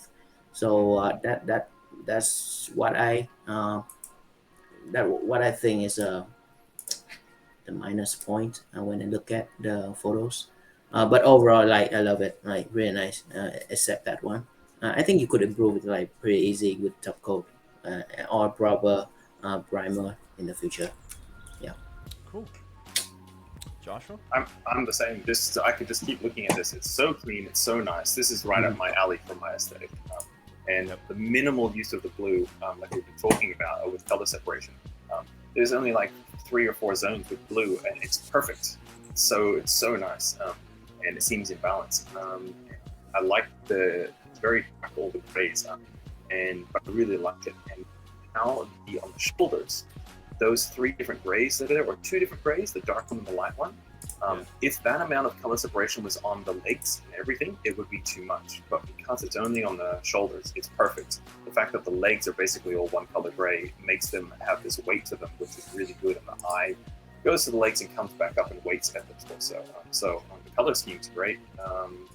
And the panel lining just looks really clean. The only thing is maybe the panel lining could be a slightly less black, not as dark. I like mine to be kind of in between, so that it's not black. That's my feedback on that. Other than that, the yellow is interesting. I don't know if I like the yellow or not because it's a very cool yellow. I'm wondering what a slightly warmer yellow would look like. Yeah. But with the blue, maybe it does need to be a cool yellow to make it match. I'm not too sure. Color balance in colors is really hard to get correct. But I like the minimal use of yellow. It's really nice because it would have been tempting to put yellow on multiple spots around the kit. So I like that there was some restraint shown here. Yeah, beautiful. I do want to say one piece. Like, look, guys, this whole time in the show, I'm like trying to scramble what to say because I feel outclassed here. Okay, but what I really want to say about this is I wish you would have taken pictures in a brighter setting. Now I don't know what you were trying to go for. And when I mean brighter setting, I mean a different backdrop. Maybe white, maybe just where I can actually look at the full kit. I want to point out the picture where the kit looks a lot brighter. You guys see it? It's on, I think it's number 3, picture number 3. Number 3, yeah. I like this picture a lot more because I can tell what's in there. It doesn't just, it doesn't just go into the backdrop and lose itself. So I would love to see this kit with pictures with the white backdrop, so it doesn't lose itself too much. But again, maybe that's what you were going for because I do know that you have this whole like Photoshop going design thing and it looks great. Maybe you were going for a really dark, look, but just so we could, in my eyes, perceive the details more, I would have liked to see a brighter setting for it. But yeah, other than that, I think the guys just said everything. So we're gonna keep moving on to Brandon. AKA Gunpla Chef. He says, "This is my latest build which is also an entry on a build contest by Mecha Gaikotsu, one of the biggest Gunpla review and YouTube channels, in which I won the first place. Honestly, Nice. I'm just looking at raw and constructive feedbacks on ways I could do to improve on the build and learn from it. Looking for feedback on the colors and decaling. Concepts and details, so basically everything. But I mean, we'll just pick here. You guys don't have to go through all that. Most importantly, I have a lot of trouble with seam line removals, so I didn't bother to do that for this build. This is seam line galore. Looking to get some advice on how to remove seam lines. See, guys, this is the kind of stuff we're looking for. You see this? Yeah. You see this whole? This is awesome paragraph. But anyway, yeah, let's start off with you, Joshua, this time. Okay, I'm just gonna open up the images. Give me a second. Yeah, go for it. Yeah, you have a lot of photos, so Yeah. He does. Let me actually open those two because we can switch through them all. Photos are good. We can really give very detailed feedback. Maybe I will start a few first. And give you the guys some hits up. Okay, I'm looking through. I think in terms of keep bashing and stuff, design stuff, I think it's still alright. Not like over the top and stuff. Simple, mix and match. So yeah, it's good. I guess the seam line does bother me quite a bit, even though you have already mentioned that the seam lines are there. But yeah, it kind of like you are doing something advanced, like keep bashing. You are doing like detailings, but basic stuff like seam lines are not being fixed. So if we were to judge this in the competition level, it's actually a turn off to us. So you might want to watch out for it if you are, I mean, good. This is congratulations that you won. So yeah, do watch out for it. And decal wise, I think it's fine as well. The placement is good. A lot of people, what they do by mistake is that they will always place the decal in the middle of a space, and you are doing it well. You are doing it like on the corners and the sides. So this is good. You need the eyes, the audience eyes to around the places. So that's good. But you want to be consistent because you kind of have decals. The legs, the lower half, right, of the body, you have a lot of decals compared to the top part. So for example, you have like the backpack, double sky shoulder, if I'm not wrong. So the decals are not there. So kind of inconsistent in some areas. If I'm not wrong, you have sprayed some, I think it's metallic colors, gunmetal or something like that, if I'm not wrong. They are fine. But what I want to bring your attention to one of the, let me see which number is this. I need to scroll up again. 1, 2, 3, 4, 5, 6, 7, 8. The eighth photo, with is somewhere from the back view where you can see a little bit of a double O riser armor. Yeah. If you zoom in closer, you kind of see like the blue. There's a little bit of sparkles. I'm not too sure if those are intentional. Okay, so you want to watch out if you want to have a solid color, clean. Then overall, I'm looking at this as a clean build. But what I'm seeing here in the close-up is that some of these surfaces are not perfectly clean. I can see a little bit of like bleeding. I can see some of the white pieces at the top of it, top left corner. The white piece. There's a bit of blue stain there. So it's good that you send all these photos for us so that we can really point out for you to watch out for in the future. Because even if we don't talk about online competition, we talk about physical competition. These are things that really affect your build a lot. Yeah, even like your panel line washers and stuff. Yeah, you got to watch out for it.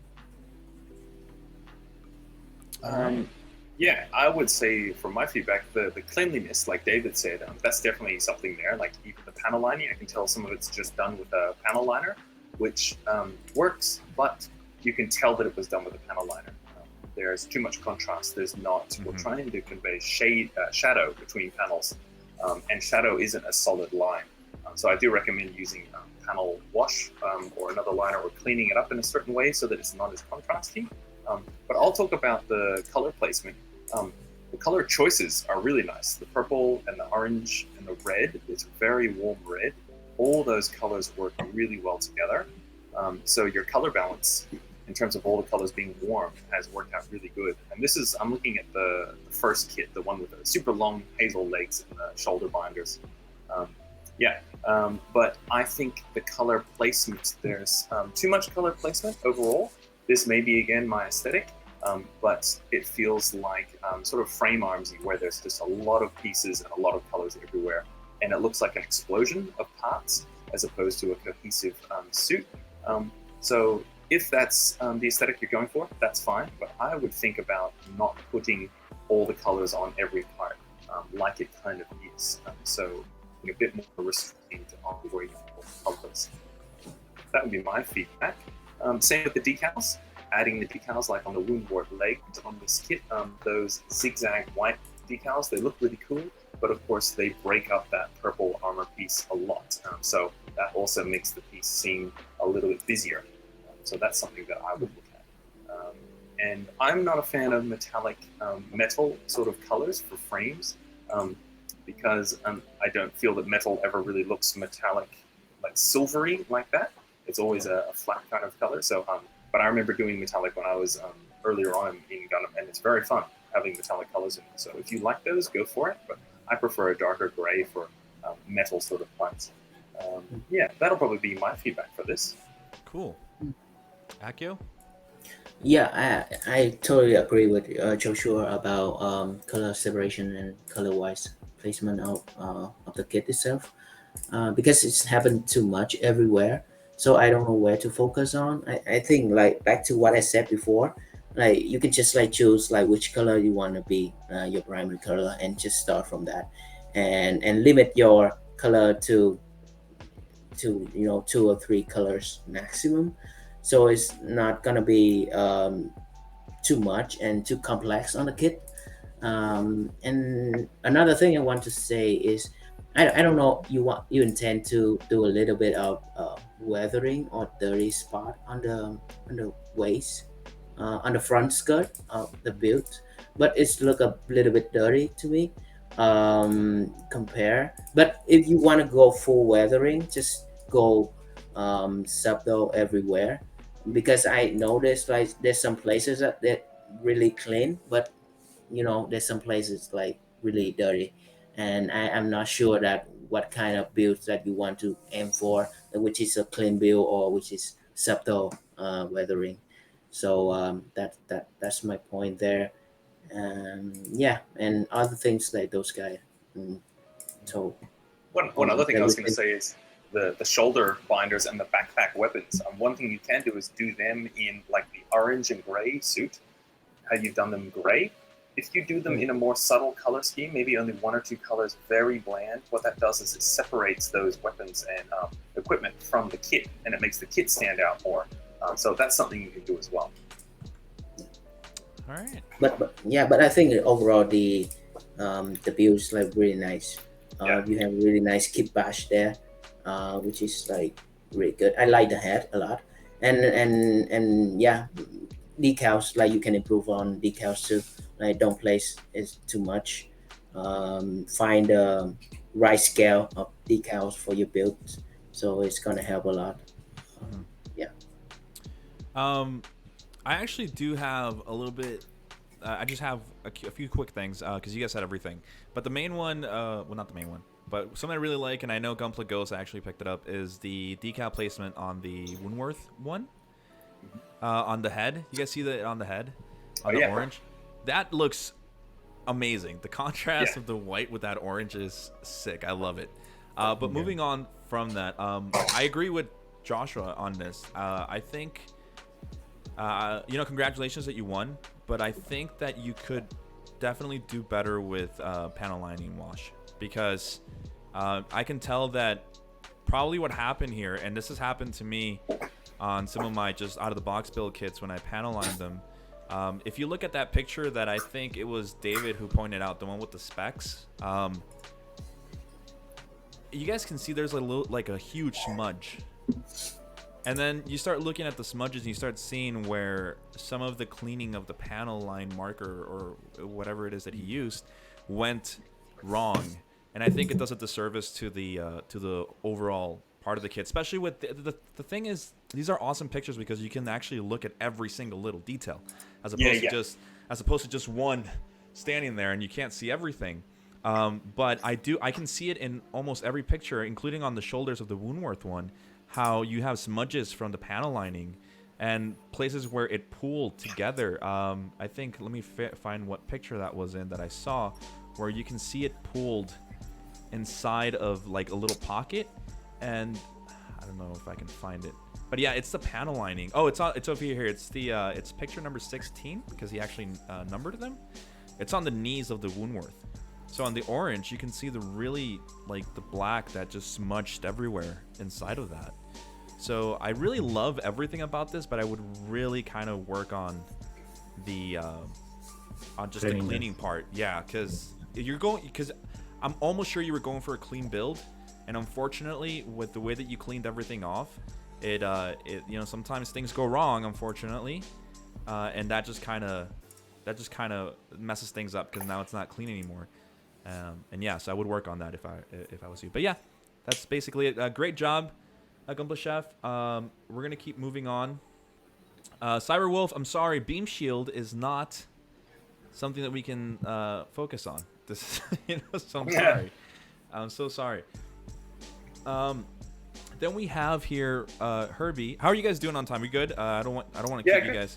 Are we good? Yeah, I'm good. So we're gonna look at David, Aki. You guys are good? Yeah. Good. Okay. I'm good. Okay.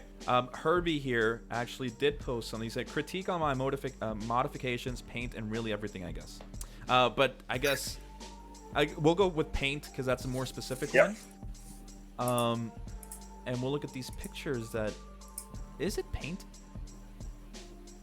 Yeah, I think Yes. so. Yeah, it Yeah. is. It is. Now I can see. Yeah, now you can see it on this other one. It's the G40 model kit, right? G40. Yeah. Yeah. Without the V-fin. Yeah. Without the V-fin, I was about to say because it looks kind of weird like that. Akio, let's start off with you. Yeah, I think the paint surface is good enough. I don't know how long if you have been painting for, but I think you can improve the surface by just a little bit of top coat. I don't know if you top coat it already or not, but I can see the paint here is a little bit thick. So that's all I can say about the paint. And modification, I didn't know much. not much modification you did there. So I didn't notice modification over there. So I think yeah, you can improve on that part too. But especially just improve on the painting skill first. I think that can help a lot when you move to modification or customization later on. Because if you did a good job in modification or customization, but the paint job is not good enough, it's gonna ruin your builds overall. So just balance between which one you prefer to go first. I suggest that you sharpen your painting skill first by just paint a lot, practice a lot. And I think this one over here is like really good. Yeah, that's all I can say. All right.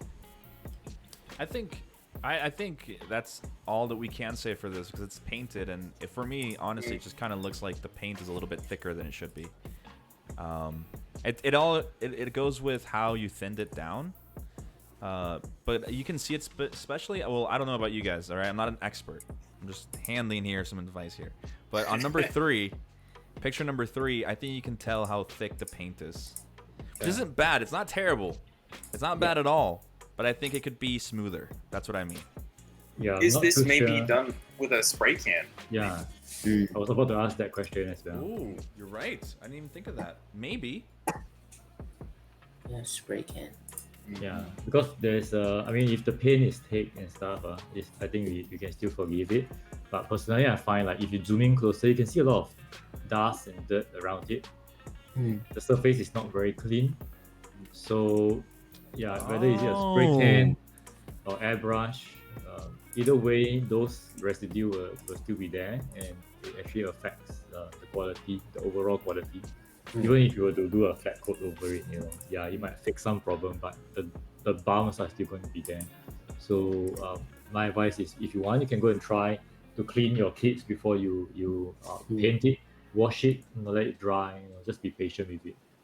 The backpack, if you look at the second or the fourth image, let me check again. one of the backpack for the back view, you can see like the mole lines. There's this small little flash line coming out. Yeah. You can sand it down properly as well. Yep. Mm. Yeah, it's definitely spray painted, and the reason I say that is because I zoomed in on the picture of the face, like just like the the portrait kind of picture looking. If you zoom in on the helmet and on the chest area or the neck area, you can see the specks of like hair and dirt, which happens when you spray because you're pushing, like you have to do it from far away unless you're gonna do it really close. So everything that's in the way just gets stuck in there. So Yeah. That's what I would say. So yeah, but hey, you got to start somewhere. We all got to start somewhere. I know. I didn't have an airbrush for years, so Yeah. yeah. We got to do something. But yeah, awesome work, Herbie. Good luck with everything else. Cyberwolf, unfortunately, yeah, sorry. Could you please do an overall critique about my build? Rusty, I have to play nice with you because you're a patron, and I love you. So yes, overall, this is just a build of his that he did of the F91.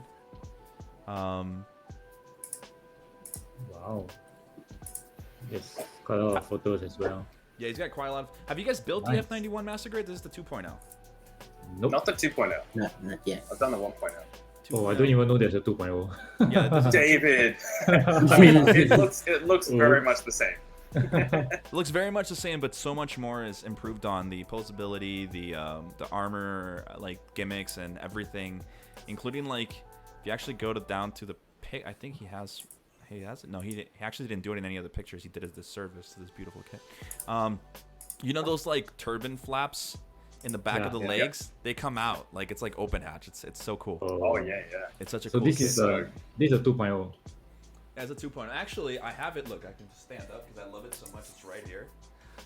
If you guys can see in the camera how these little things are lifted up, you see it? Ah, wow.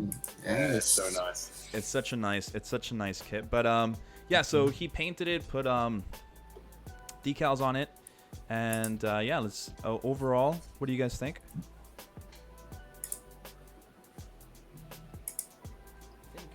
It looks a little weathered. I think maybe Yeah.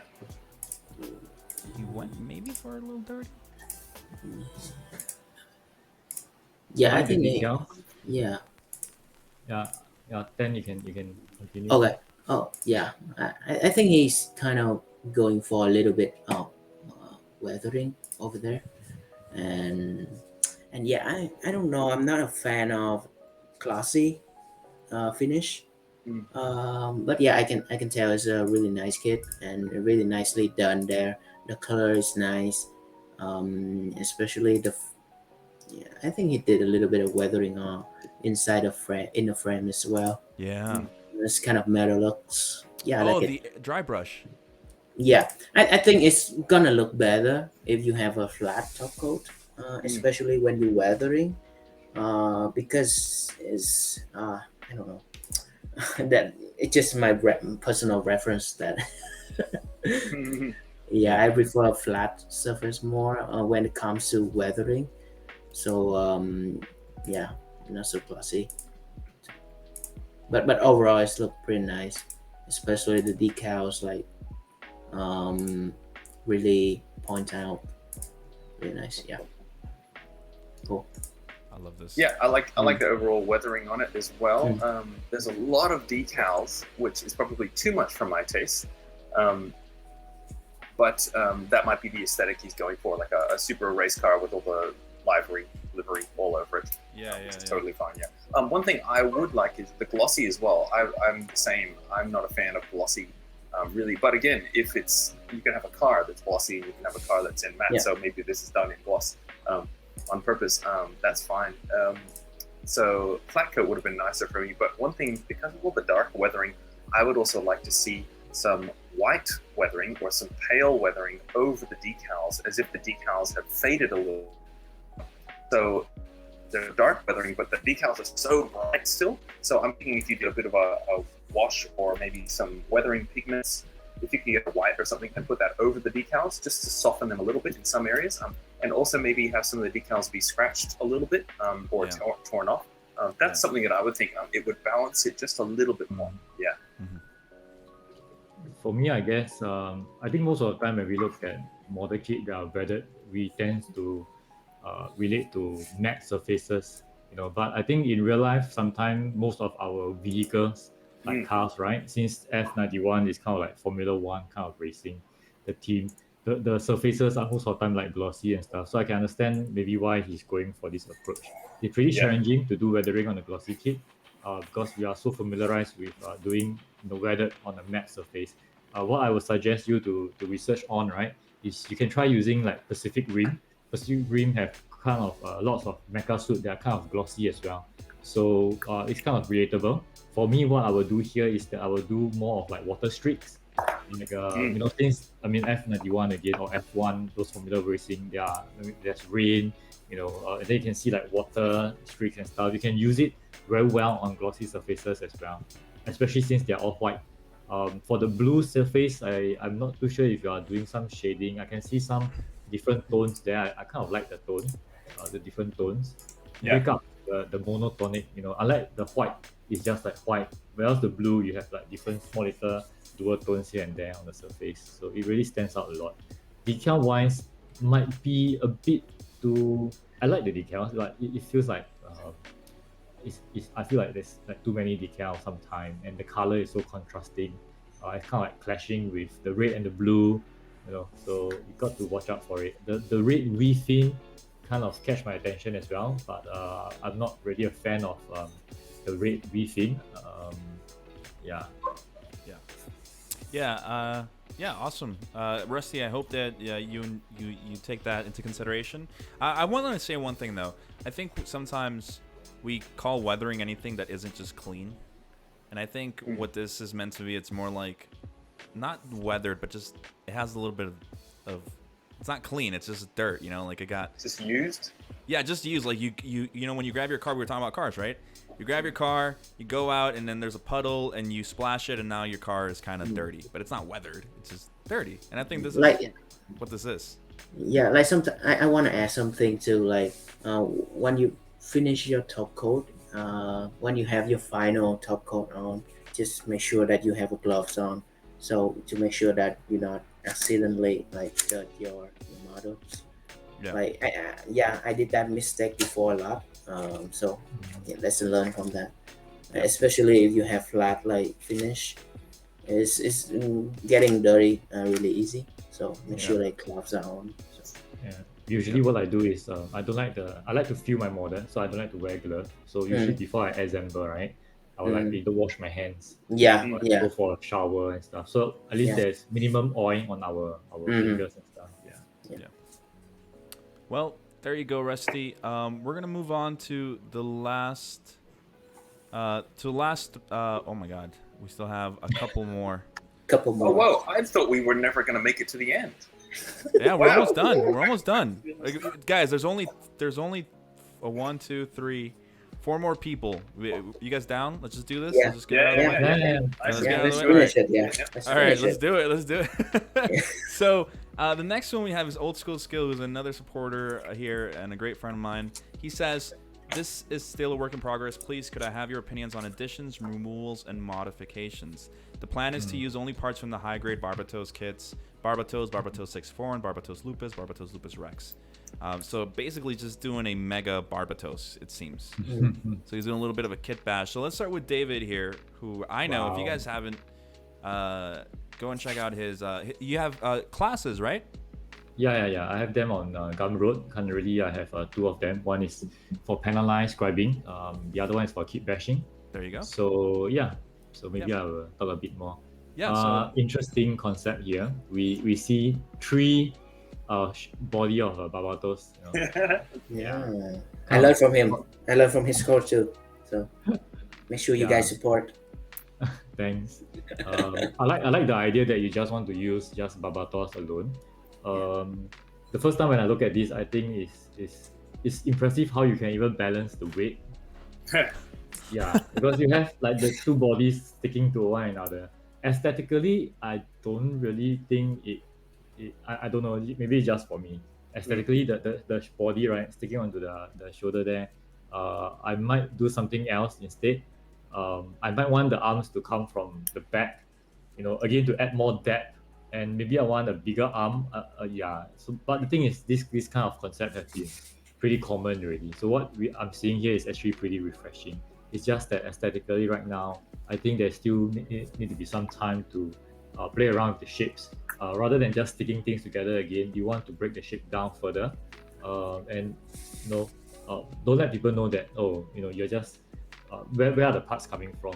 It's kind of a hard thing to do, but it's kind of, I mean, it might be doable here. Yeah, we have two arms at the top with the beam saber, I mean the beam launcher and stuff, and then we have like holding on to the T-Rex. What else do we have? I think it's massive. Yeah. Think of the pose. I think your pose gonna be crucial as well. If you can come up with a diorama to fit this model kit, that would be perfect because it will complement the story. I think the pose is very important. Personally, I've tried using, like what you're doing, right? You put a weapon right in front of your model. I've tried that before, and I think it's a disadvantage because it actually blocks off all the things in front of your model. You don't see any details. So if you have put in a lot of effort on the front portrait, and you just take something in front, you just block everything. Your six packs, your pectoral muscle, wow, all the assets are gone. So you want to think carefully how you want to pose your model. Spread it out, open it up, show it. Some dynamic poses, like what Sanderson have done, right? I like the way he poses it because you get to see the eyes. If you can go back to check some of the photos, right? The photos you can always see the eyes. Yeah, so you want to do that as well if you are doing for photography and stuff. If you can, I mean, from the perspective view, it looks pretty good. But once you go to the front view, I got a feeling that the shoulder with the two body, it might be a bit too much. Yeah. Yeah. All right.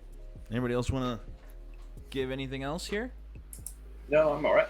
Dave, All right. Dave is the pro on this one. Yeah, I think I love your creativity here, of using another, body of another Bagotos to make bigger arms, and but I don't know, it works in this situation because I cannot see the silhouette of it much. Mhm. Yeah, it's a little bit complex, especially the upper parts. So I would try. I suggest you, I will try to narrow down it's a little bit, break it down a little bit, to see what it will looks without the torso and what it will work later on. So yeah, to me right now it's just like a little bit complex, and I cannot imagine the silhouette if Yeah. the finish. Yep. Yeah. I Yeah, agree. overall it's really Yeah. creative. Yeah, I agree. I think what I will try, right, since you have like three Babatos here, try using the legs as the back arm instead, because the legs are bigger and longer. I can't tell right now, but you got to try and see if it will help with your silhouette, because silhouette is usually the first thing that we see here. Yeah. We do have a nice silhouette, but the thing is, once we look into the shape itself, just for the shoulder again, the shoulder is a bit too much. Yep. Yeah, guys, it's important to look at the silhouette. Something that even Saint System has talked about in the photography masterclass that we did. Silhouette is important. You got to be able to make out what's in there, not just a blob, right?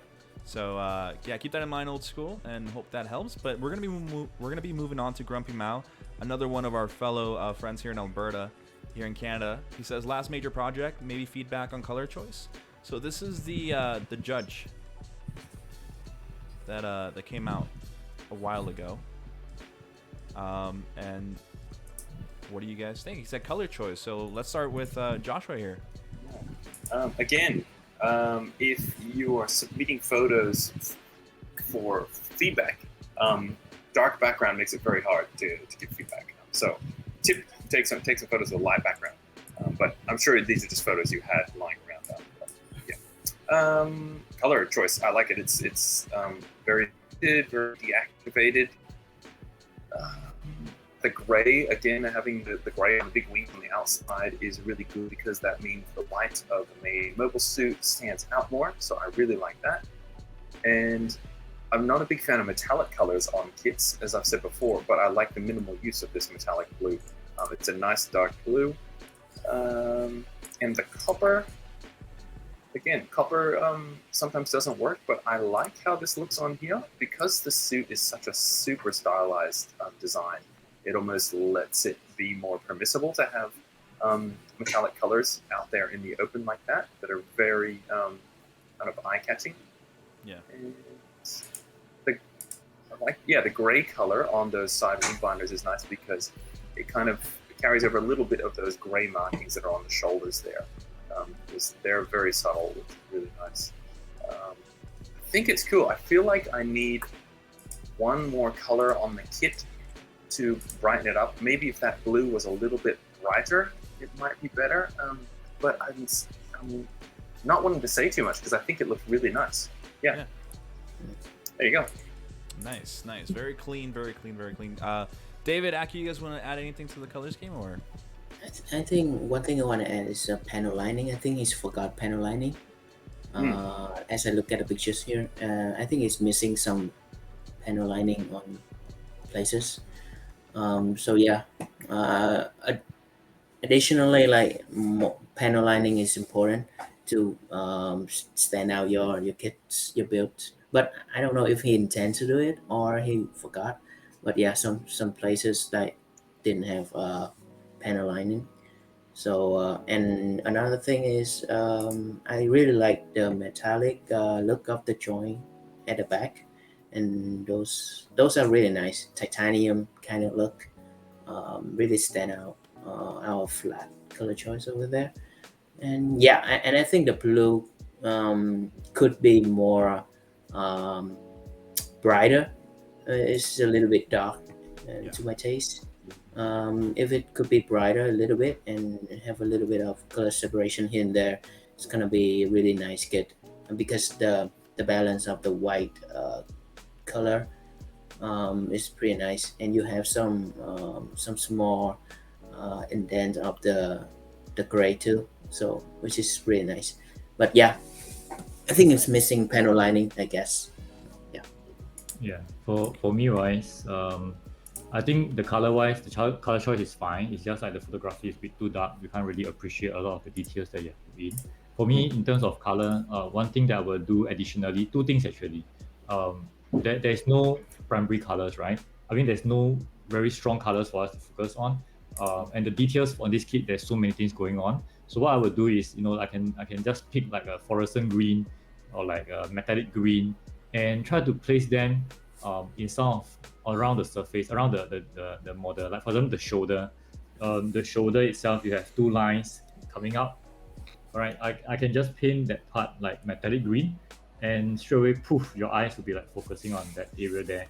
And you try to apply it onto not every surface, but small little areas that you can allows you to apply this kind of metallic green. And I'm pretty sure that it will stand out a lot more compared to just this monotone looking color scheme, right? Because the blue is good, but the blue is not really strong enough, so the audience eyes are not being captured into it. So your eyes need to be led around. The second thing that I think everyone can try it out is that if you look at the front picture, right, at the top where you can see these two small little clipper, those white piece where you can see the underneath side of it, right? Those pincers there. So what I usually do, especially for high grade kits, we get to see the underneath, the under part of the armor. What I usually do is I will, after I paint finish the base color, I will do like an enamel wash. So I will spray an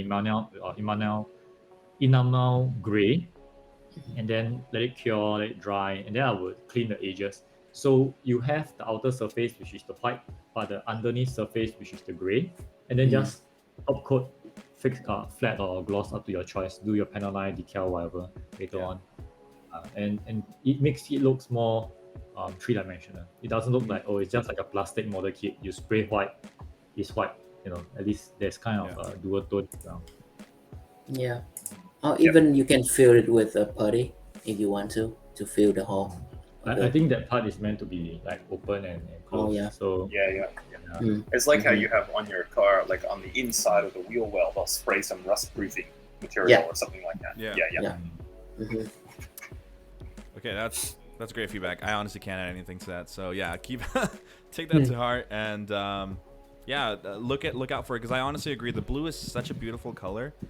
Like, I honestly love that blue, but I agree with what you guys said. It's not strong enough, and it kind of, your eyes don't really know where to kind of focus. But anyway, there you go, Grumpy Mao. Hope that helps. Then we have Noble Mecha, who is sharing his. He says, in the build that pushed me, he wants critique on the color scheme and the LEDs, because the LEDs, guys, he added 55 LEDs to this kit. Whoa. What the hell? So this Wow. is the I Psycho think- Zaku. I think my Wow. Sananju, I added a bunch, and it was something like 50 or something, and it was and I'm like, I'm doing this many again. So it beats my personal record for myself. Wow. Yeah. So color Wow. scheme, guys. What do you guys think of the? This is like the hot rod sunset kind of look. Mm. Some of the photos are like a bit blurry and stuff. Mm. I'm not too sure where to focus on as well. I think color-wise, similar to what we mentioned before, like the black. I think we are not like a huge fan of like very dark black colors. So some of the blacks are actually not helping here, especially when you have red. The contrast is a bit too strong. The bazooka alone, I would prefer it to be more of the same color that you're using on all the other weapons. You have like weapons that are black colors, right? So I will try to stick to that, so it's more consistent. Okay. Yeah, like I was saying before, the black, the tanks on the back, and all those weapons being dark. I think if you have them all more realistic colors, then it makes the mobile suit itself stand out more, like the hot rod. That'd be fun to paint, doing all these gradients. That'd be really fun to do. Yeah. I haven't done that before. Mhm. Yeah, and I'm guessing there'll be some panel washing done, because I'm looking at the photo where I can see the front of the legs where he's holding the bazooka down in front. And yeah, it doesn't look like any panel washing yet. So I definitely recommend putting some of that on. Yeah. Yeah, this is a really cool thing. The only thing, Noble, I have to tell you, man, go watch the masterclass on photography and get in there so you can take some pictures for this guy and present your kit in a way that really favors it. Because sometimes, like with the blurry images, it doesn't help us or show what you want to show. And I know that you can take some really great pictures and really show off the amount of work that you put into this kit, right? 55 LEDs is nothing to scoff at. Like, that's crazy. I haven't even put one LED in any kit unless it's a band I included one that I can just stick in there. So props to you, dude. And I agree. Yes. I do agree with the bazooka thing that David said. Well, was it David or was it Yeah. Jojo? Yeah, David. Yeah. Yeah.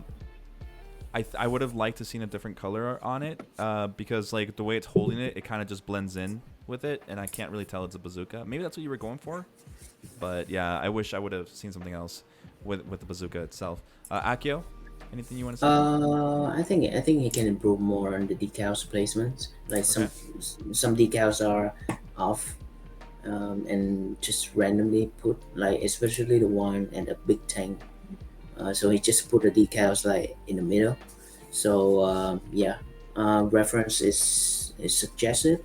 But overall, I really admire your the LEDs. Like I have never done LEDs before, so I cannot say anything about that. But I think 55 LEDs is like a huge amount of work that you put there. So really admire you for doing that to your work. And yeah, most of the thing is like David and Joshua's talk about. So Yeah, I think I want to add on just one last point. I just noticed this. Is to be consistent with your colors. Like for example, you have some that are like yellow to red, red to yellow, right? So you keep it consistent. But if you look around, the consistency is not there. You have like the chest piece. One side is yellow, one side is red. So and then you have some other areas where the colors are just not being consistent with one another. The symmetry is not there. I don't know if it's intentional, because there are some areas that are symmetrical and then some areas that are not. So it's again question mark for us. So yeah, that's about it. All right. Well, there you go, Noble. I know he's in the chat. He's like, it can't hold up the bazooka. Yeah, it's a huge bazooka. And it's a big kit. The Psycho Zaku Verka is crazy. If I put LEDs in that thing, oh my god. But we're going to move on to the last one. We made it, guys. We made it to the last one. This is Ghost of NZ. And he says, looking for feedback on kit bash flow. A build quality flow of beam, bazooka, and HG ball arms on the backpack. and thoughts about the scribe designs that he has on here. So this is an SD Psycho Zaku that he's working on. So it's still in work in progress. Have you done one before? No. Oh, okay. Maybe I got it from the wrong person. Yeah, I kind of seen this somewhere, but it looks damn good. I like the kit bash. Yeah. The photo with it in primer, standing there with the two arms above it. Yeah, oh exactly. my gosh, I Really love these nice, photos so much. Cool. Yeah, just leave it there. Don't even continue. Yeah, don't do anything. There you The go. It is kit nice. bashing looks amazing. Like it feels like this kit was designed like this, and that's the success of a true kit bash. Is where it feels like all the parts work together. It's amazing. Really well done. I think the proportion is very well Yeah. complementing each other. Yeah. Like even the balls, the arms, right, from the balls, if I'm not wrong. Yeah. The size of each one of them, it fits the tip. It's not like a super small, tiny one, but certain areas are like exaggerated to match the Zaku in front. Yep. I love Yeah. So good. I love the plot plate on the helmet. Like it's just Yep. it's like it's that thing that you were talking about a while ago, David. I was talking about is adding those levels. It's not always just scribing, but adding levels to it, so it has that kind of three-dimensional feel as of just a smooth, instead of just a smooth kind of rolling down. You know what I mean? I really like that. But he wants some feedback on the scribing, and you can see a little bit of it on the front skirts on the picture that you guys liked with the primer.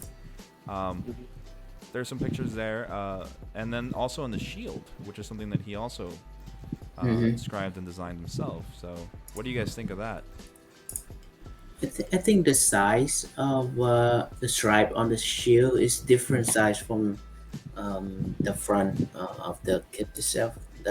For example, the front skirt, I think it's different size. I don't know, but I think it's a bit thicker than the shield itself.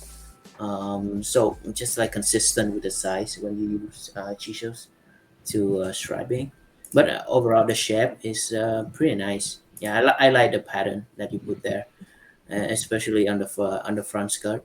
And I see you sketch out the legs as well, Yeah. the outside armors of the legs as well. But yeah, I think it's a really nice pattern to proceed. So yeah, just I don't know, but just focus on the size of the chisels that you use. Okay. But yeah, definitely amazing. The quality of the scribing looks really good on the shield. It's very hard when you have multiple panel lines that are parallel to each other, because if one of them is slightly out, the eye notices immediately. So that's well done. On the shield you end up having 4 little tiny triangles. That doesn't make sense to me, so I maybe wouldn't have had those triangles in there. I would have removed one of the edge lines so that it ends up being a bigger piece. So that's what I would say for that. The front skirts, this isn't my kind of style of panel lines because it doesn't feel realistic to me. This is the kind of styling that are on a lot of 00 kits, and so it's a different kind of aesthetic. So if that's what you like, then that's great. But to me, it doesn't feel as realistic. Suits the rest of the design of the float. So that would be my feedback. Yeah, for me wise, I'm different from Josh. I think we have our own preference of panel line. I can't do panel line like what Josh is doing, those realistic looking panel line. I do what you guys are doing, just drawing lines to make it look aesthetically looking good, the kind of stuff. So so I like the one you have done on the front skirt. That kind of pattern actually kind of makes me excited. The one on the shoe, on the other hand, right, I agree totally with what Josh mentioned. What I will actually add on more to it is that if I'm just looking at the lines, those horizontal lines, right, and not the details inside, I'm just looking at those horizontal lines. They are broken up very evenly, like one third.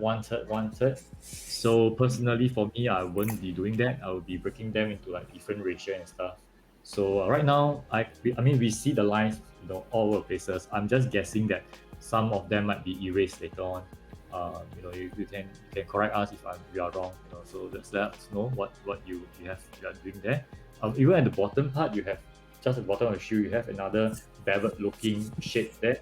I think it's not really necessary. You can just keep it straight, or even keep it blank and add two small little notches the side of it will complete the whole look and feel of the shoe alone.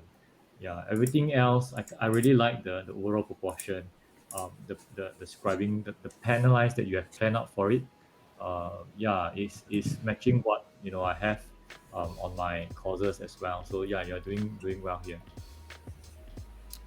Yeah, I mean, you guys basically said everything. I have to go back. That's why I brought up the big shield on the screen, is because those triangles are doing me dirty. I just don't want to look at them. There's something about square. There's a reason why you don't see triangles on kits, right? But I do agree with Josh. Unfortunately, I'm not about aesthetic panel lining scribing thingies. I like to go more for realistic, or you know what? I say it like I do it. I'm still learning, right?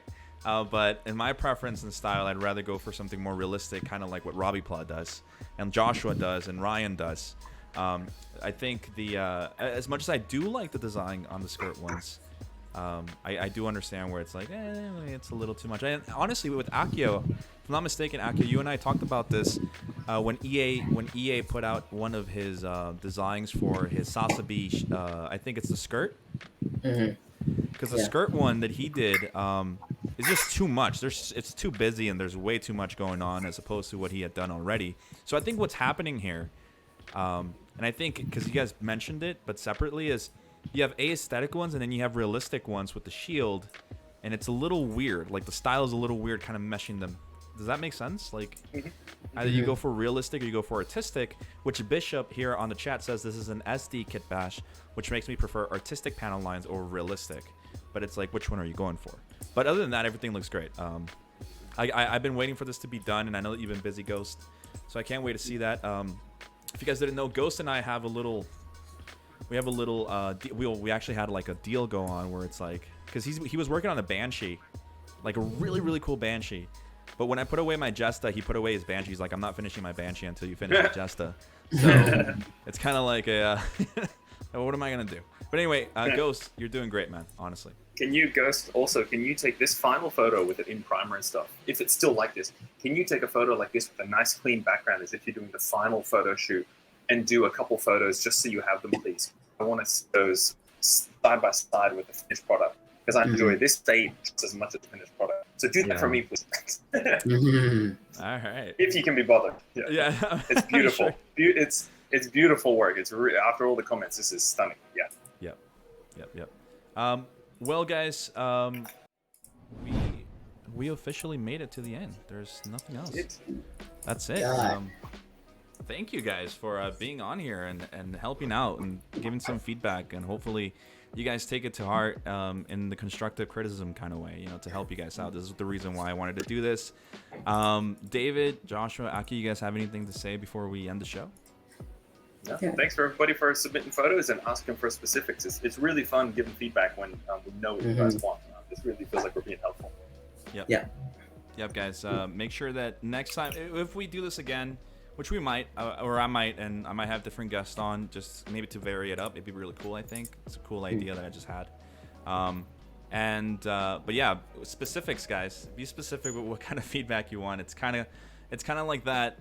Like, here, look at this. Tell me what I can do. And it's like, well, what do you want me to tell you, right? Like, I don't know where to go. And it's different because everybody has a different style. Everybody wants something different. That's opinion. Maybe we don't like the color scheme, but you love the color scheme and you only wanted us to talk about the panel lines, so it kind of goes like that. But David, thank you so much for being on, man. It's the first time that we have you on here, and I can't wait to have you on again. Akio, it's your second time. We've had you, man. We dedicated a whole show to you, so Yeah, thanks, man.